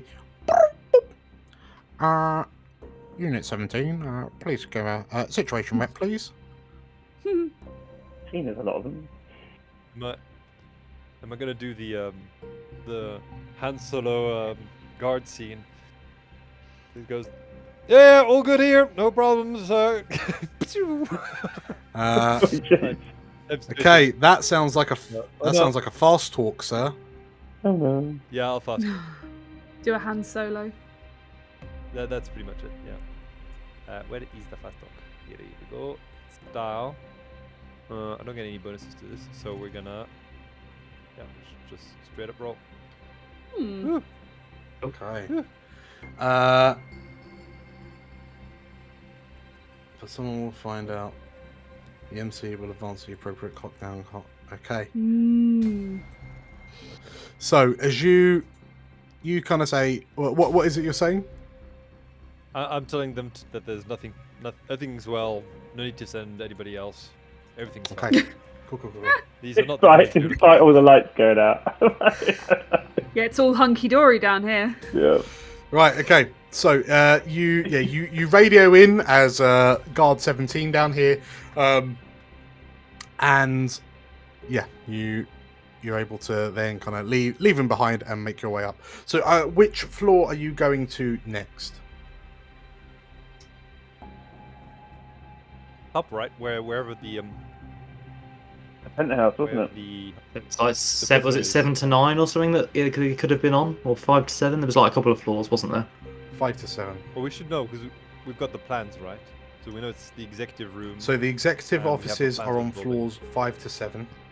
So we've probably got a start of 5, I guess, and Well, unless we have a better idea. From the what I discussion found with- out. Yeah. So Yeah. from Price's investigations, you found out that the operative is on the top floor. Oh, great. Oh yeah. Brilliant. Okay, so the four of you begin moving your way up. As as you kind of ascend up the stairs, and there's a proper like for some of you as you make your way up. What 1, 2, 3, 4, 5, 6, 7, 8, 9 flights of stairs. Oh my word. God. God. You so Ellie, you can see on your cyber deck, because it's connected to the network kind of wirelessly, like there are systems going berserk all over the place. Like lights are going on and off, alarms are being triggered, then shutting off, being triggered, shutting off. Like it's just, there's just stuff happening all throughout the building. And chaos. It dawns on you that it's just, there's loads and loads of chaos. And you can't help but feel like, you would imagine an attack program like this, it's almost juvenile in what it seems to be doing. Like it's just making noise, which just seems very odd to you, because it doesn't seem like the MO of Mr. Smith. Right. Or like the you know, it seems odd that Mr. Smith would be like, oh, here's an attack program, I was just gonna turn the lights off. Like, I wonder if it's trying to attract attention, from the police. Bearing in mind there's like a giant takeover, so maybe he's just trying to show that the system's crap, so it lowers the value of the buyout. I don't know. Or he wants really going by the police or something, and then they'll find something in there, or I don't know.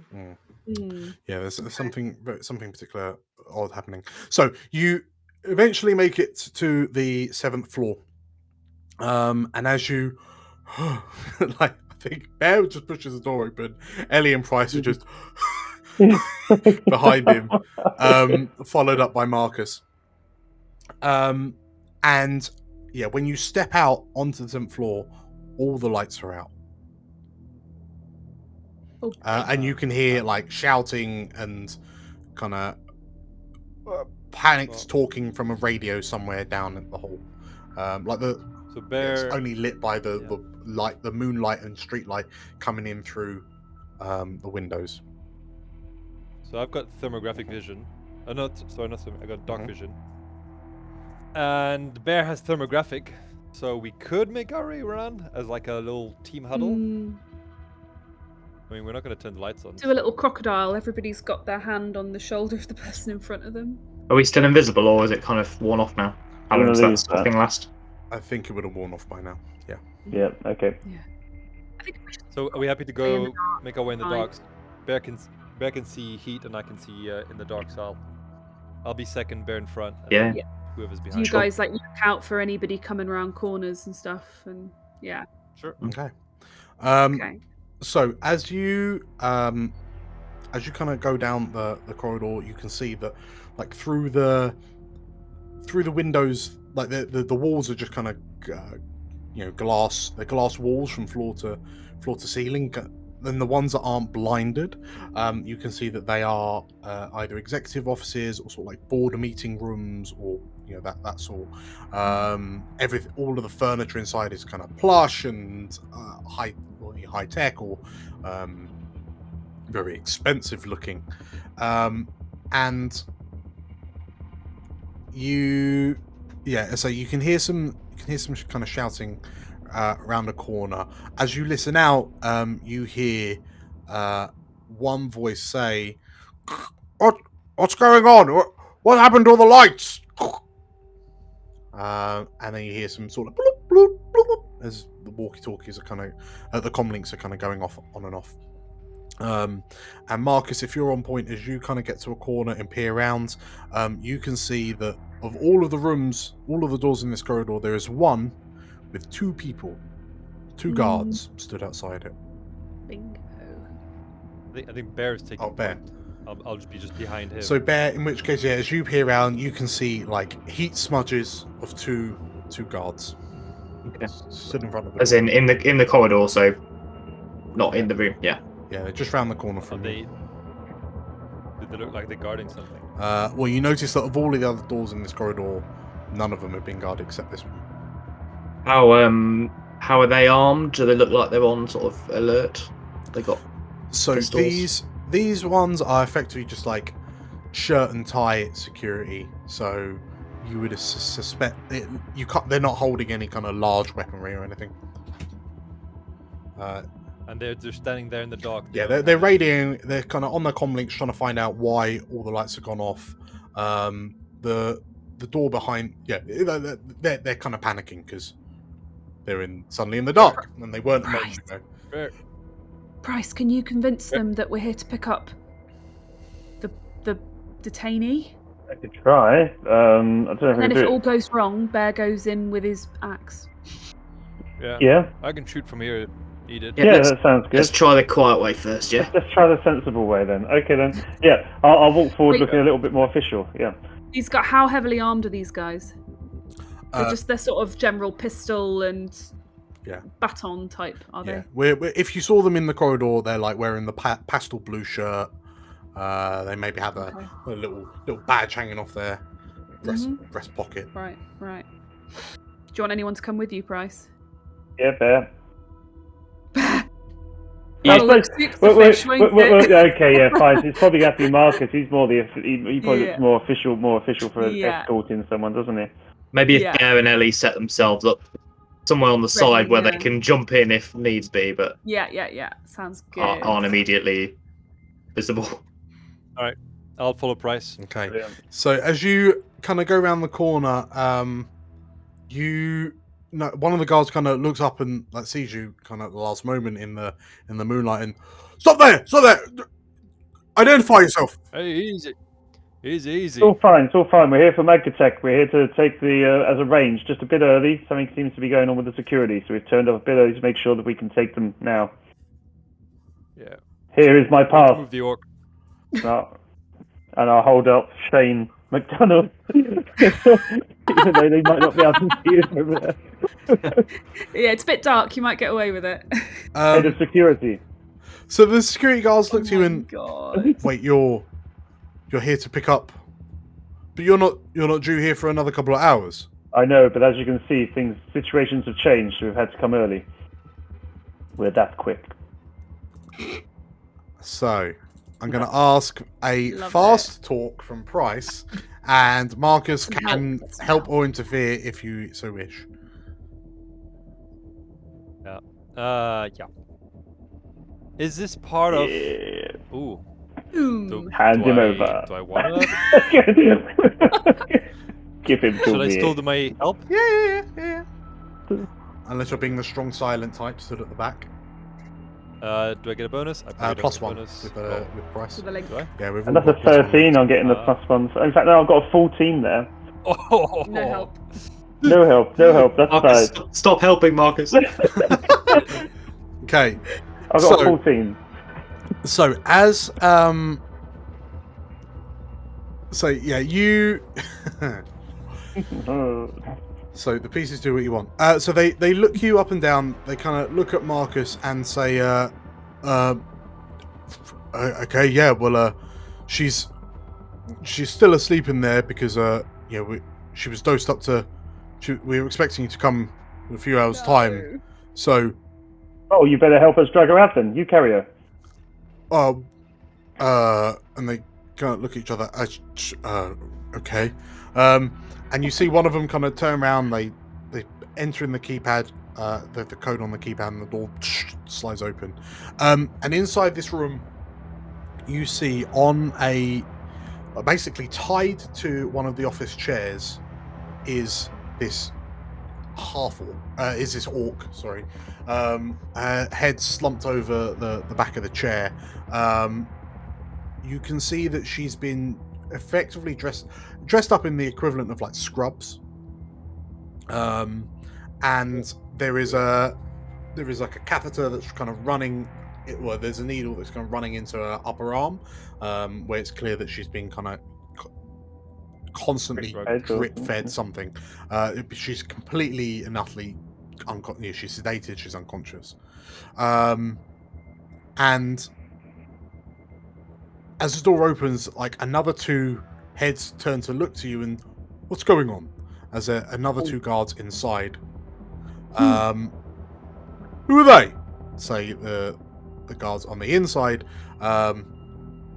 And Bryce, as you take a deep breath and go to explain again, you notice movement in the corner of your eye, and with your astral sight, you notice a humanoid shape kind of waft into the corner, and this Watcher spirit is kind of like stopped at the end of the corridor. Sorry, this Watcher spirit kind of going past, and you realise it's about to find Ellie and Bear.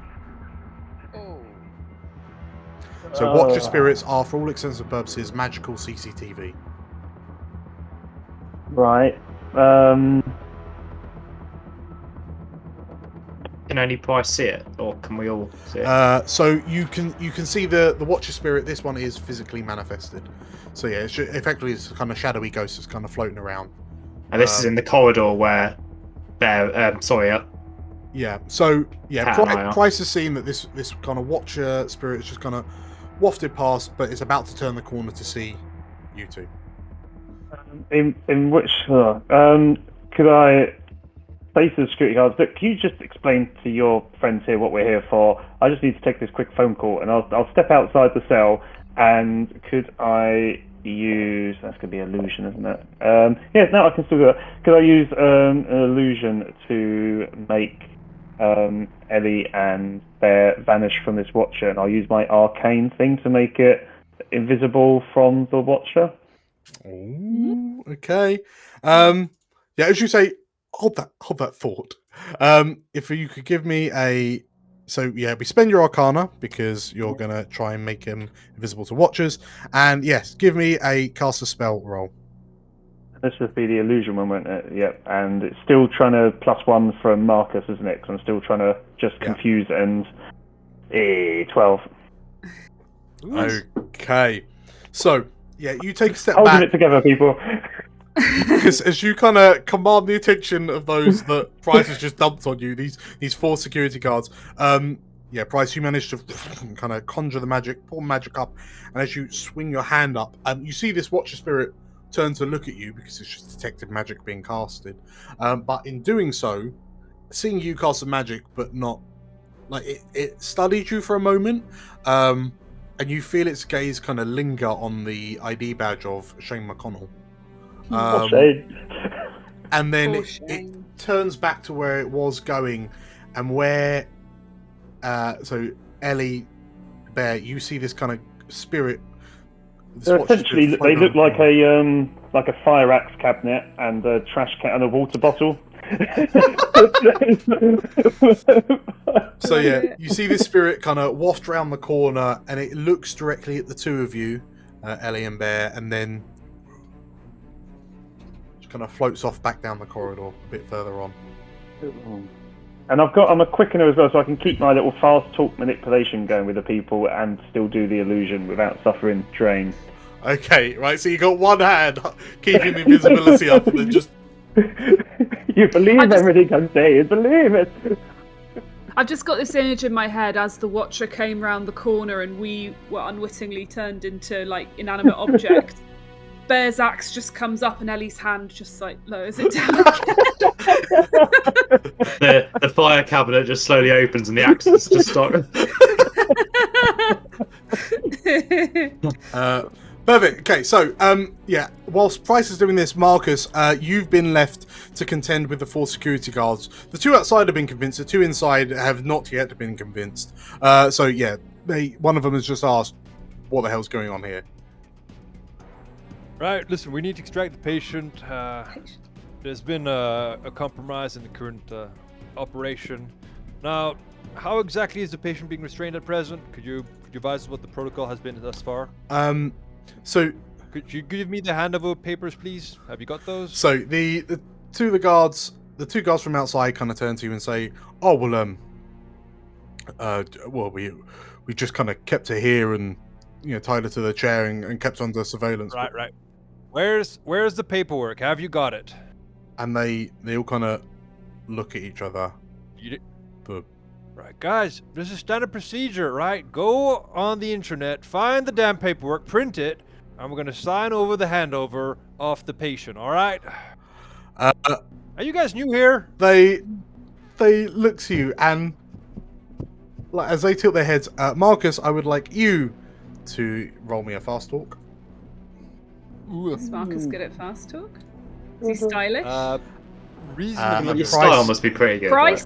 Price, You cannot him. help. You cannot help What? because you're busy trying to keep the axe cabinets.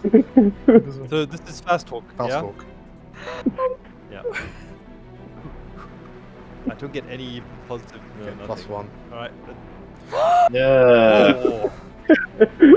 Well done, Alright, Marcus. listen. I gotta explain everything here. All right.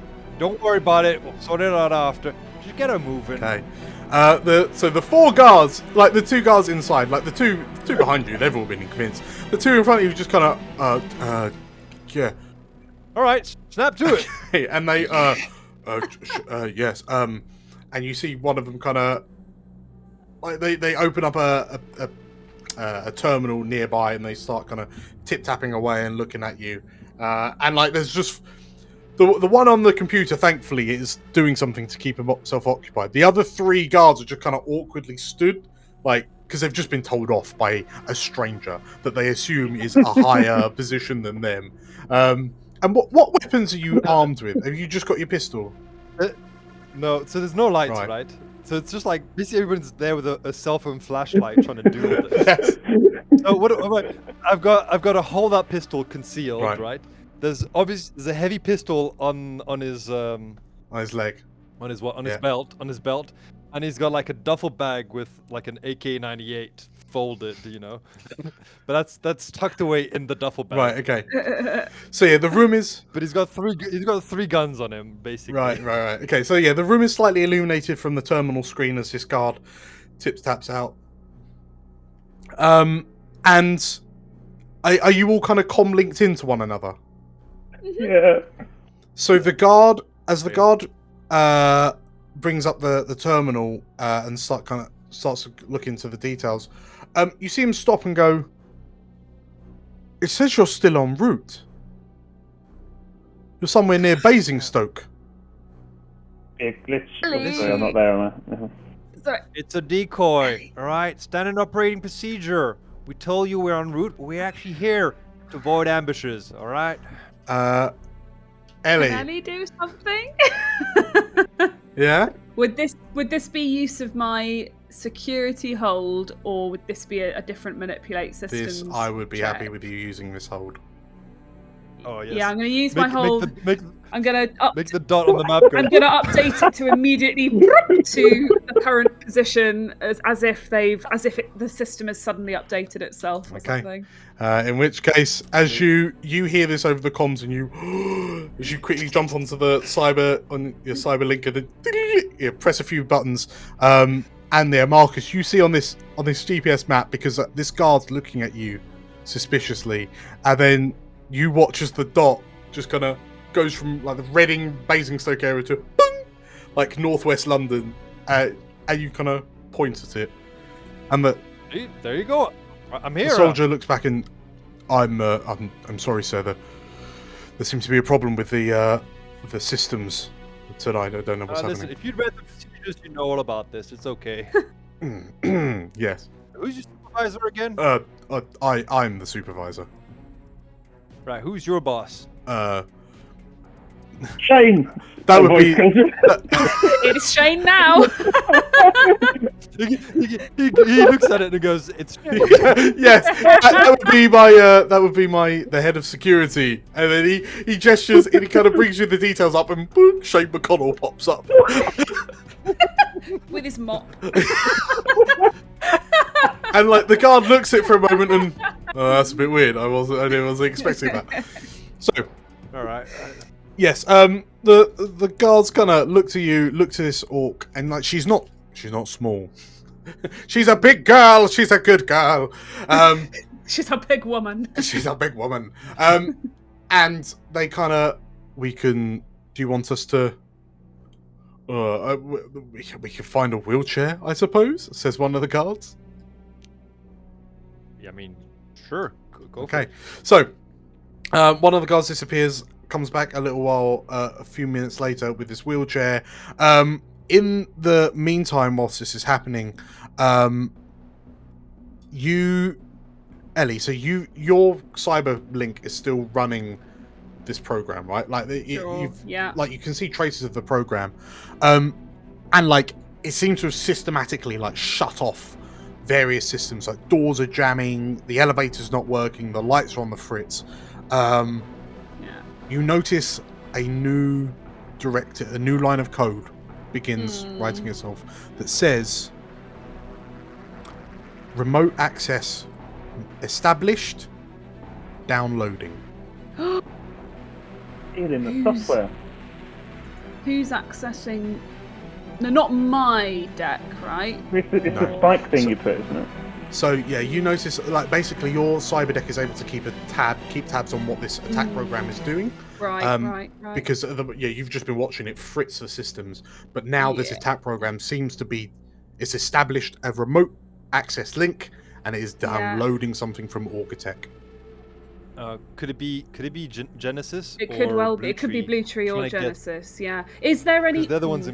While all this is going on, hauling the orc into the wheelchair and everything, is there any way Ellie can try and subtly just kind of find out where is this data being downloaded to?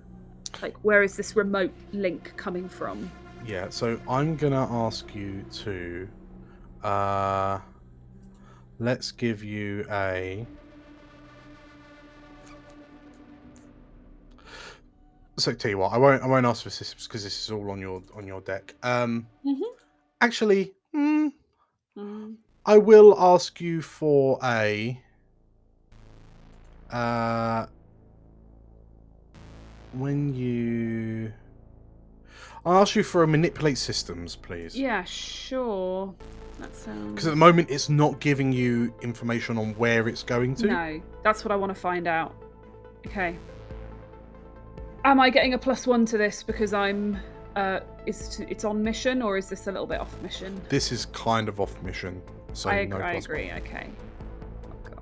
It's a partial, an 8. Okay, fine. So off the back of that, so you can spend that hold to find out. As you can see this secure tunnel that's been established, and the data is kind of filtering through it. And like tracing it back, you find that the security protocols that stop you going any further without really pushing are stamped by Genesis Life Tech. Okay, so we know who's behind all this. All right then. I'm not going to go any further. They're the ones probably. They're probably the ones in. Yeah, place, Mr. right? Smith. I'm going to whisper onto the comms. Genesis Life Tech. They're behind all this that's happening with the systems. Okay. And as Ellie whispers that to you through the comms, this orc is kind of rolled into the wheelchair. One of the guards, like they've unplugged her, like her arm is heavily bruised from where this needle was inserted, which had just been pumping her full of drugs. And one of the guards hands you, Marcus, a syringe that says, like, it's not a syringe, it's like one of those kind of stim thing, saying, yeah, when you need her to be a bit more cognate, just whack her in the neck with this. All right. And he nods and I always thought the counter-espionage team was local, he says, looking at you, like having heard your voice. Oh no! Listen, subcontracted, all the way. And they know, all the jobs are getting shipped out externally, and kind of roll their eyes. Yeah, well, listen, you don't have the expertise locally. You gotta bring it in. Okay, on that note, let's get going, people. Okay, and yeah, you now have possession of this unconscious orc woman in a wheelchair. About 8 flights of stairs to get her down now. Yeah, should we say we'll take it from here? You might want to check on what's happening to your lights and security. So we'll see you. They nod. Yeah, and like you can see one of them's back on the comm link trying to find out, like, liaise with everyone else. So yeah, are you gonna risk the elevators, or are you gonna try taking her down the stairs? We could go down one flight, all like helping carry the wheelchair, and then we could her in the neck, couldn't we? There's a third option. Yeah.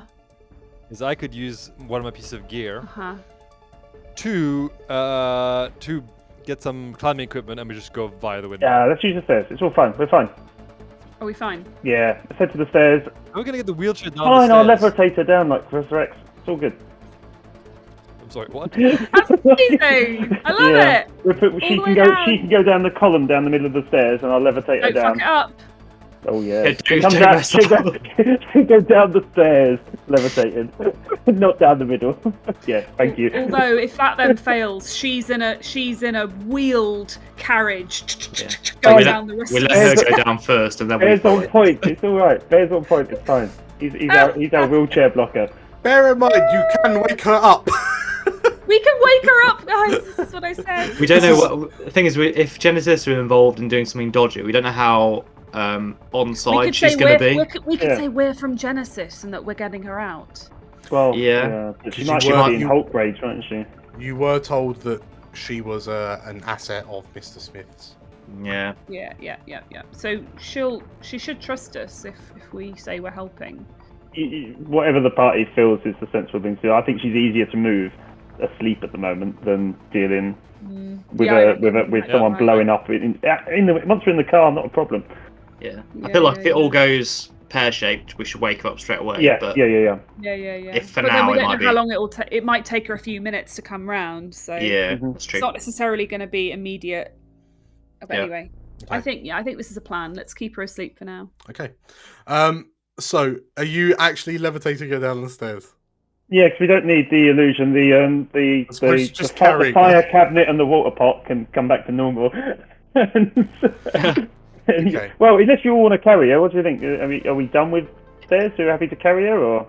Could she feasibly be carried by between Marcus and I? You can fire my ends carry her. I'll grab the wheelchair. She's probably bigger, substantially bigger than I am, though, Yeah, isn't she? she would be trailing along the floor, wouldn't she?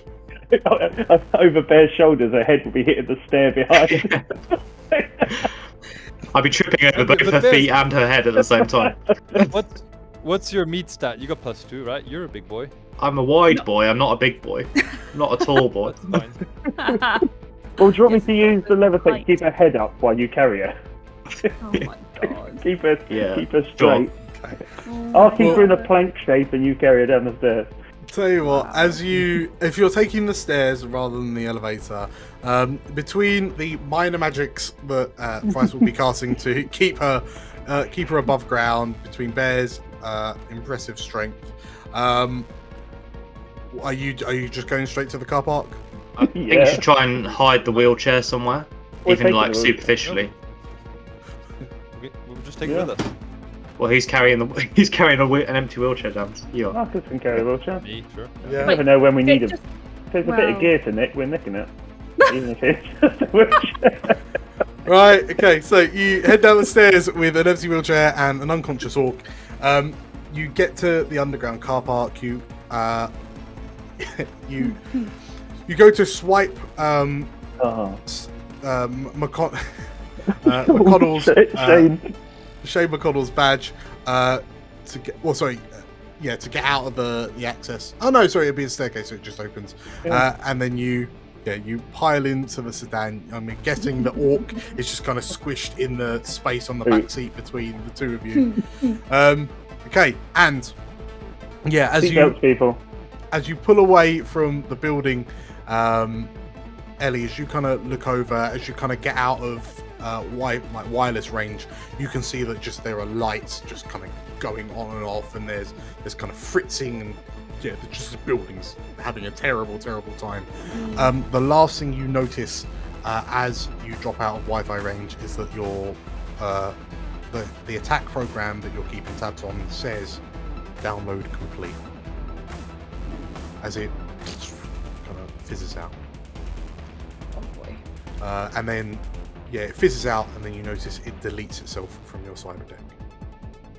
Great. So, as you drive away from Augatech with this slumped orc in the back seat of your car, are you just going to call Mrs. Smith to arrange a meet-up and payment? Yeah. Yeah, let's get rid of this thing. I mean, do we want to wake her up? Is it a sign of good faith with Mr. Smith Yeah, that we haven't actually maybe. questioned her or anything? That here she is? No, just leave her. Leave her, leave her, Really? leave her. I'd quite like to talk mean, to her, but okay.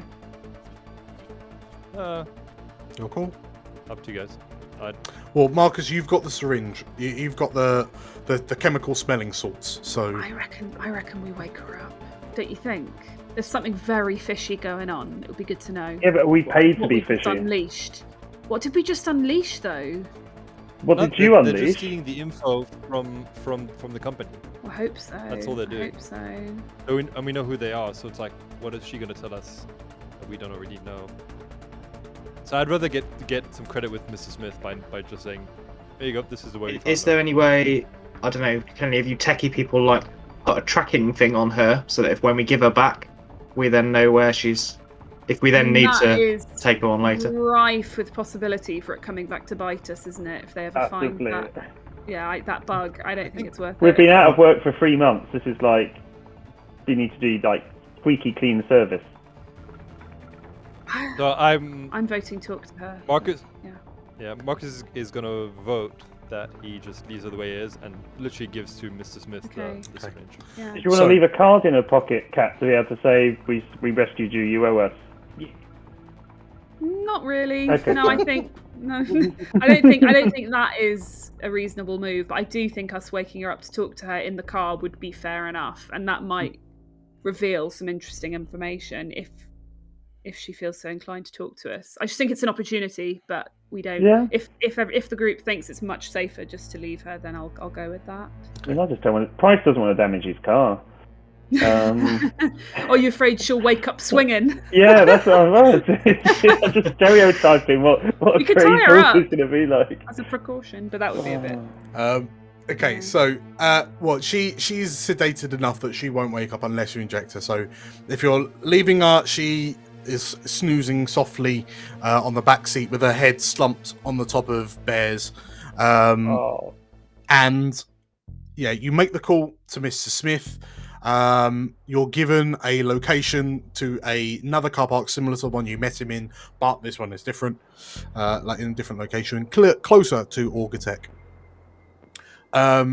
Again, because it's relatively late now, as you get up to the designated floor, you see like a nondescript, blacked out company car ahead of you.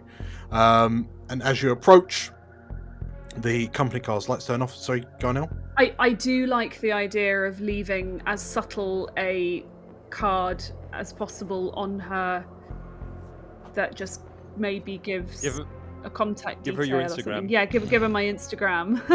So that if she did want to, if she was curious, she could get in touch with us. Thank and her then we might be able rescuers to and talk stuff to her. like that. Yeah, yeah. Maybe no address details or anything. No address Yeah. details, but Yeah. just maybe a one-off burner line or something that I can offer her to if she wants to reach out. In which case, Kat, if you mark, Orc Woman, Auga Orc As a contact? as a or- contact, and then Yeah, information sure. will come up in a moment. So That's fine. yeah, as you approach this company car, the headlights turn off, the engine turns off. You notice, Bear, that the engine is warmer, so clearly they've only recently got here as well. And Mr. Smith steps out, straightens his waistcoat as he did before, and he steps towards you as you get out the car. I assume you're loading this orc into the wheelchair, Yeah. kind of wheeling her Quality over. service. And like Mr. Smith looks down, and there's this, like, Marcus, you recognise that kind of contemplative look of, like, he's impressed, quick and easy.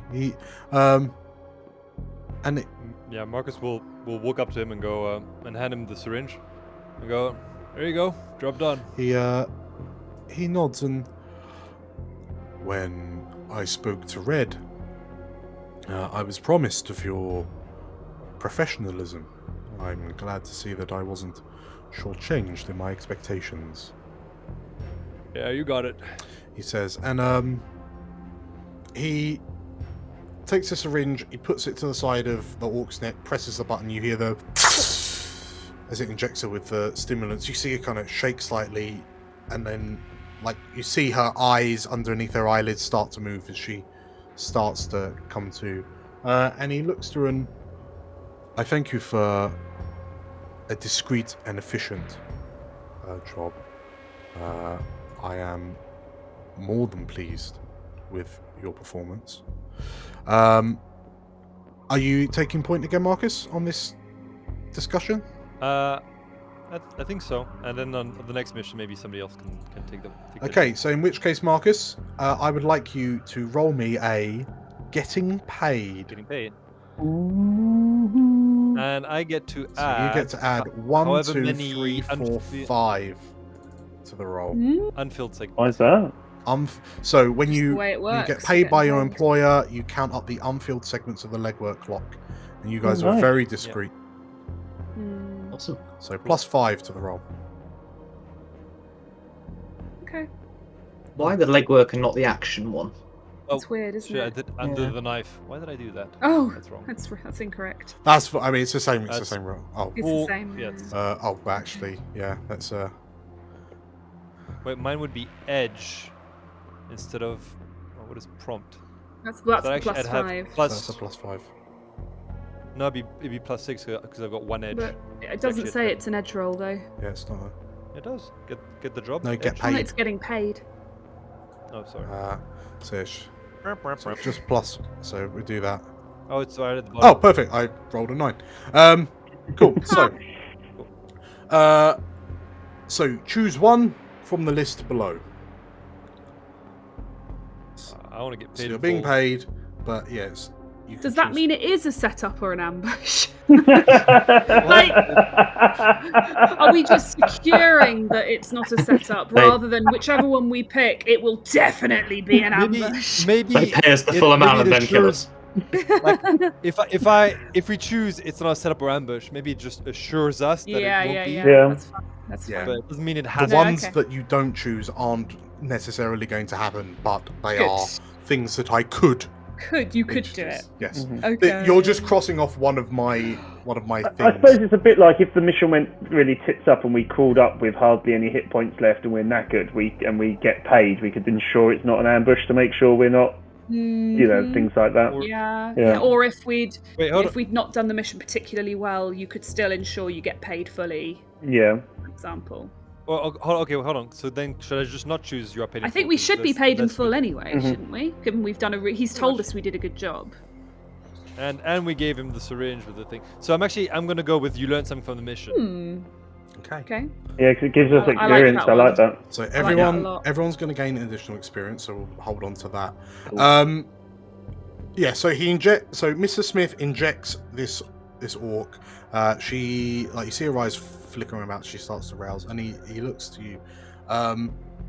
My employers will be extremely appreciative of your work tonight, to ensure that in this unsure time that the right benefactors are in power. So we can only thank you for that. You hear a groan coming from the orc as he kind of looks to you. You see like his cyber eye kind of fix on you a little bit. Each of your payments will be wired.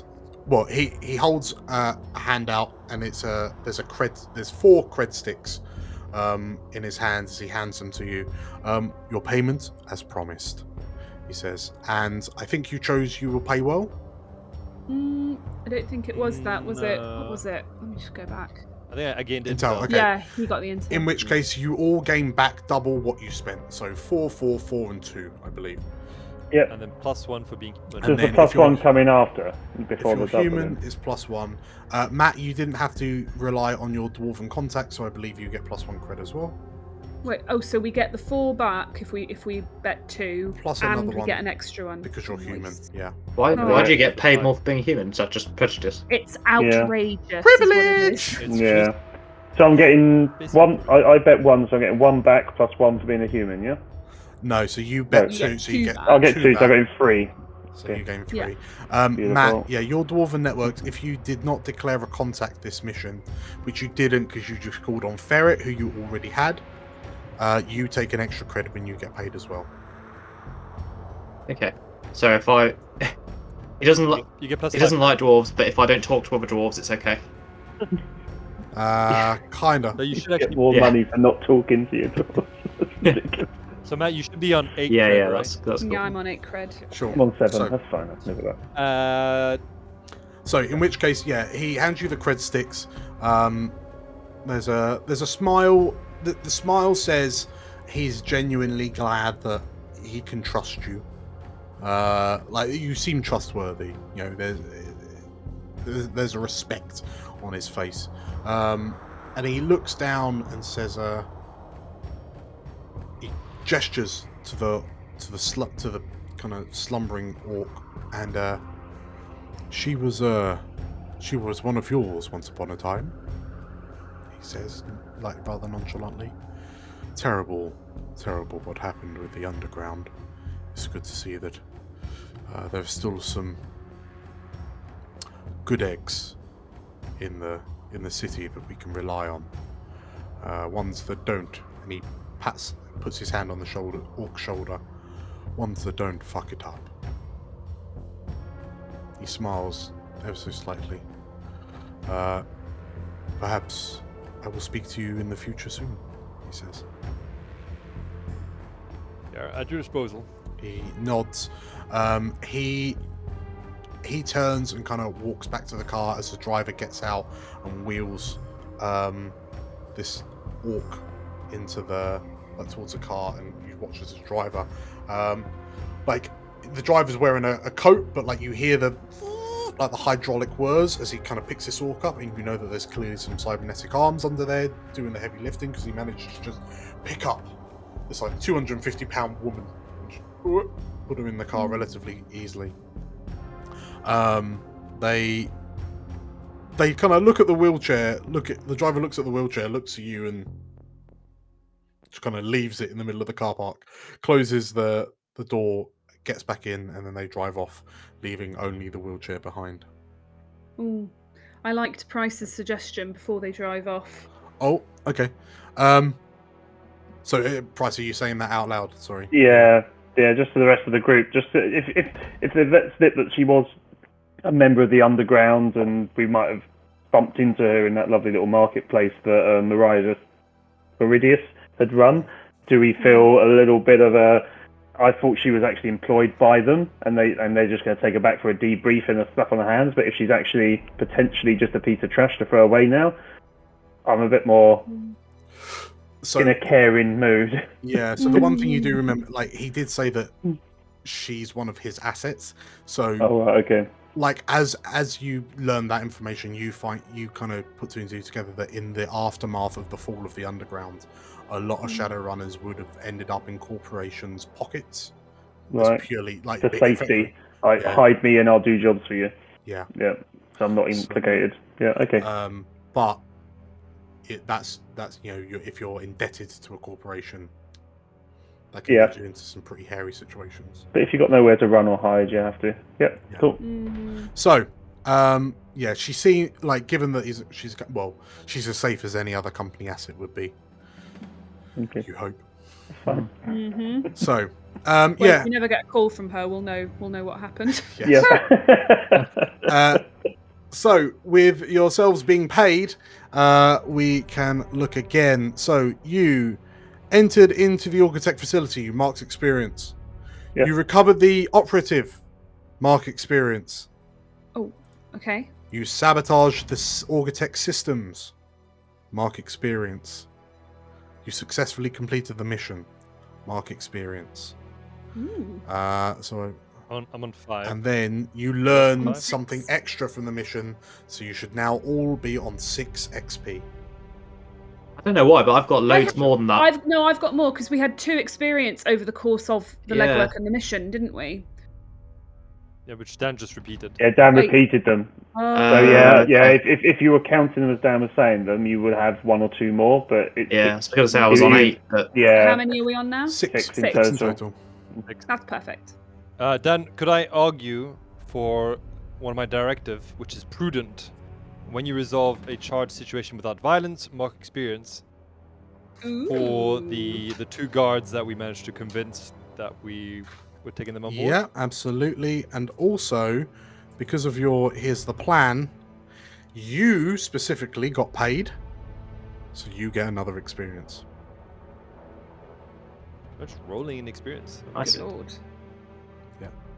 So, yeah, Marcus is. his So, plan? if anyone else, I don't know what everyone's Oh, yeah. directives were.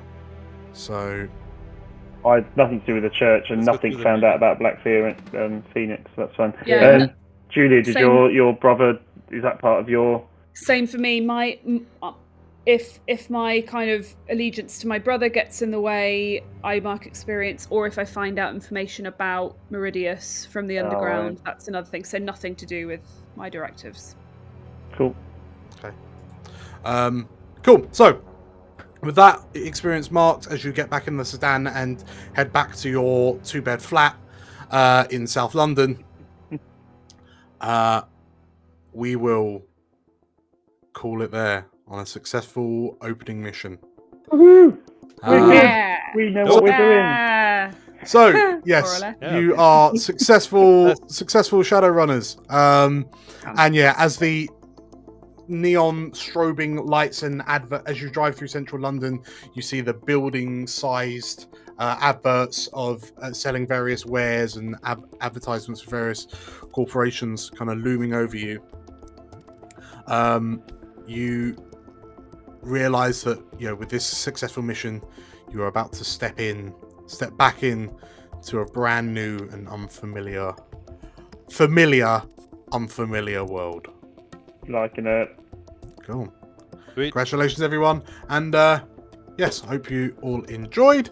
So this will be the start of a somewhat intermittent series where we kind of go through this system, which seems to be very, very fun. So thank you all for watching. I will catch you later. I will catch you all later.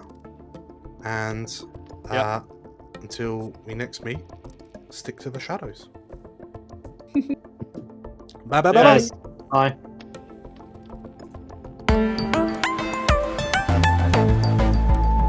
Welcome to MVN News. Telling you what you need to know. We are receiving reports that cyber optics manufacturer and developer Auga has reached a complete buyout agreement with Genesis Lifetech, effective immediately. This good news comes at a time when Auga struggles to recover from a recent lawsuit concerning a number of faulty cyber optics. A brand new Auga facility recently opened in northwestern Neo-London, which a Genesis spokesperson has now confirmed was purpose-built with the imminent takeover in mind. Genesis has also confirmed that the jobs of the current Auga employees are secure, as these staff will be redistributed across the globe to make room for inbound Genesis specialists. We will be updating this story as more news reaches us. Next up, cybernetics for your pets. Is this the future, or are they simply barking up the wrong tree? Stay tuned to MVN News for further discussion after this quick advertisement break. If you enjoyed the video, please leave a like and comment down below.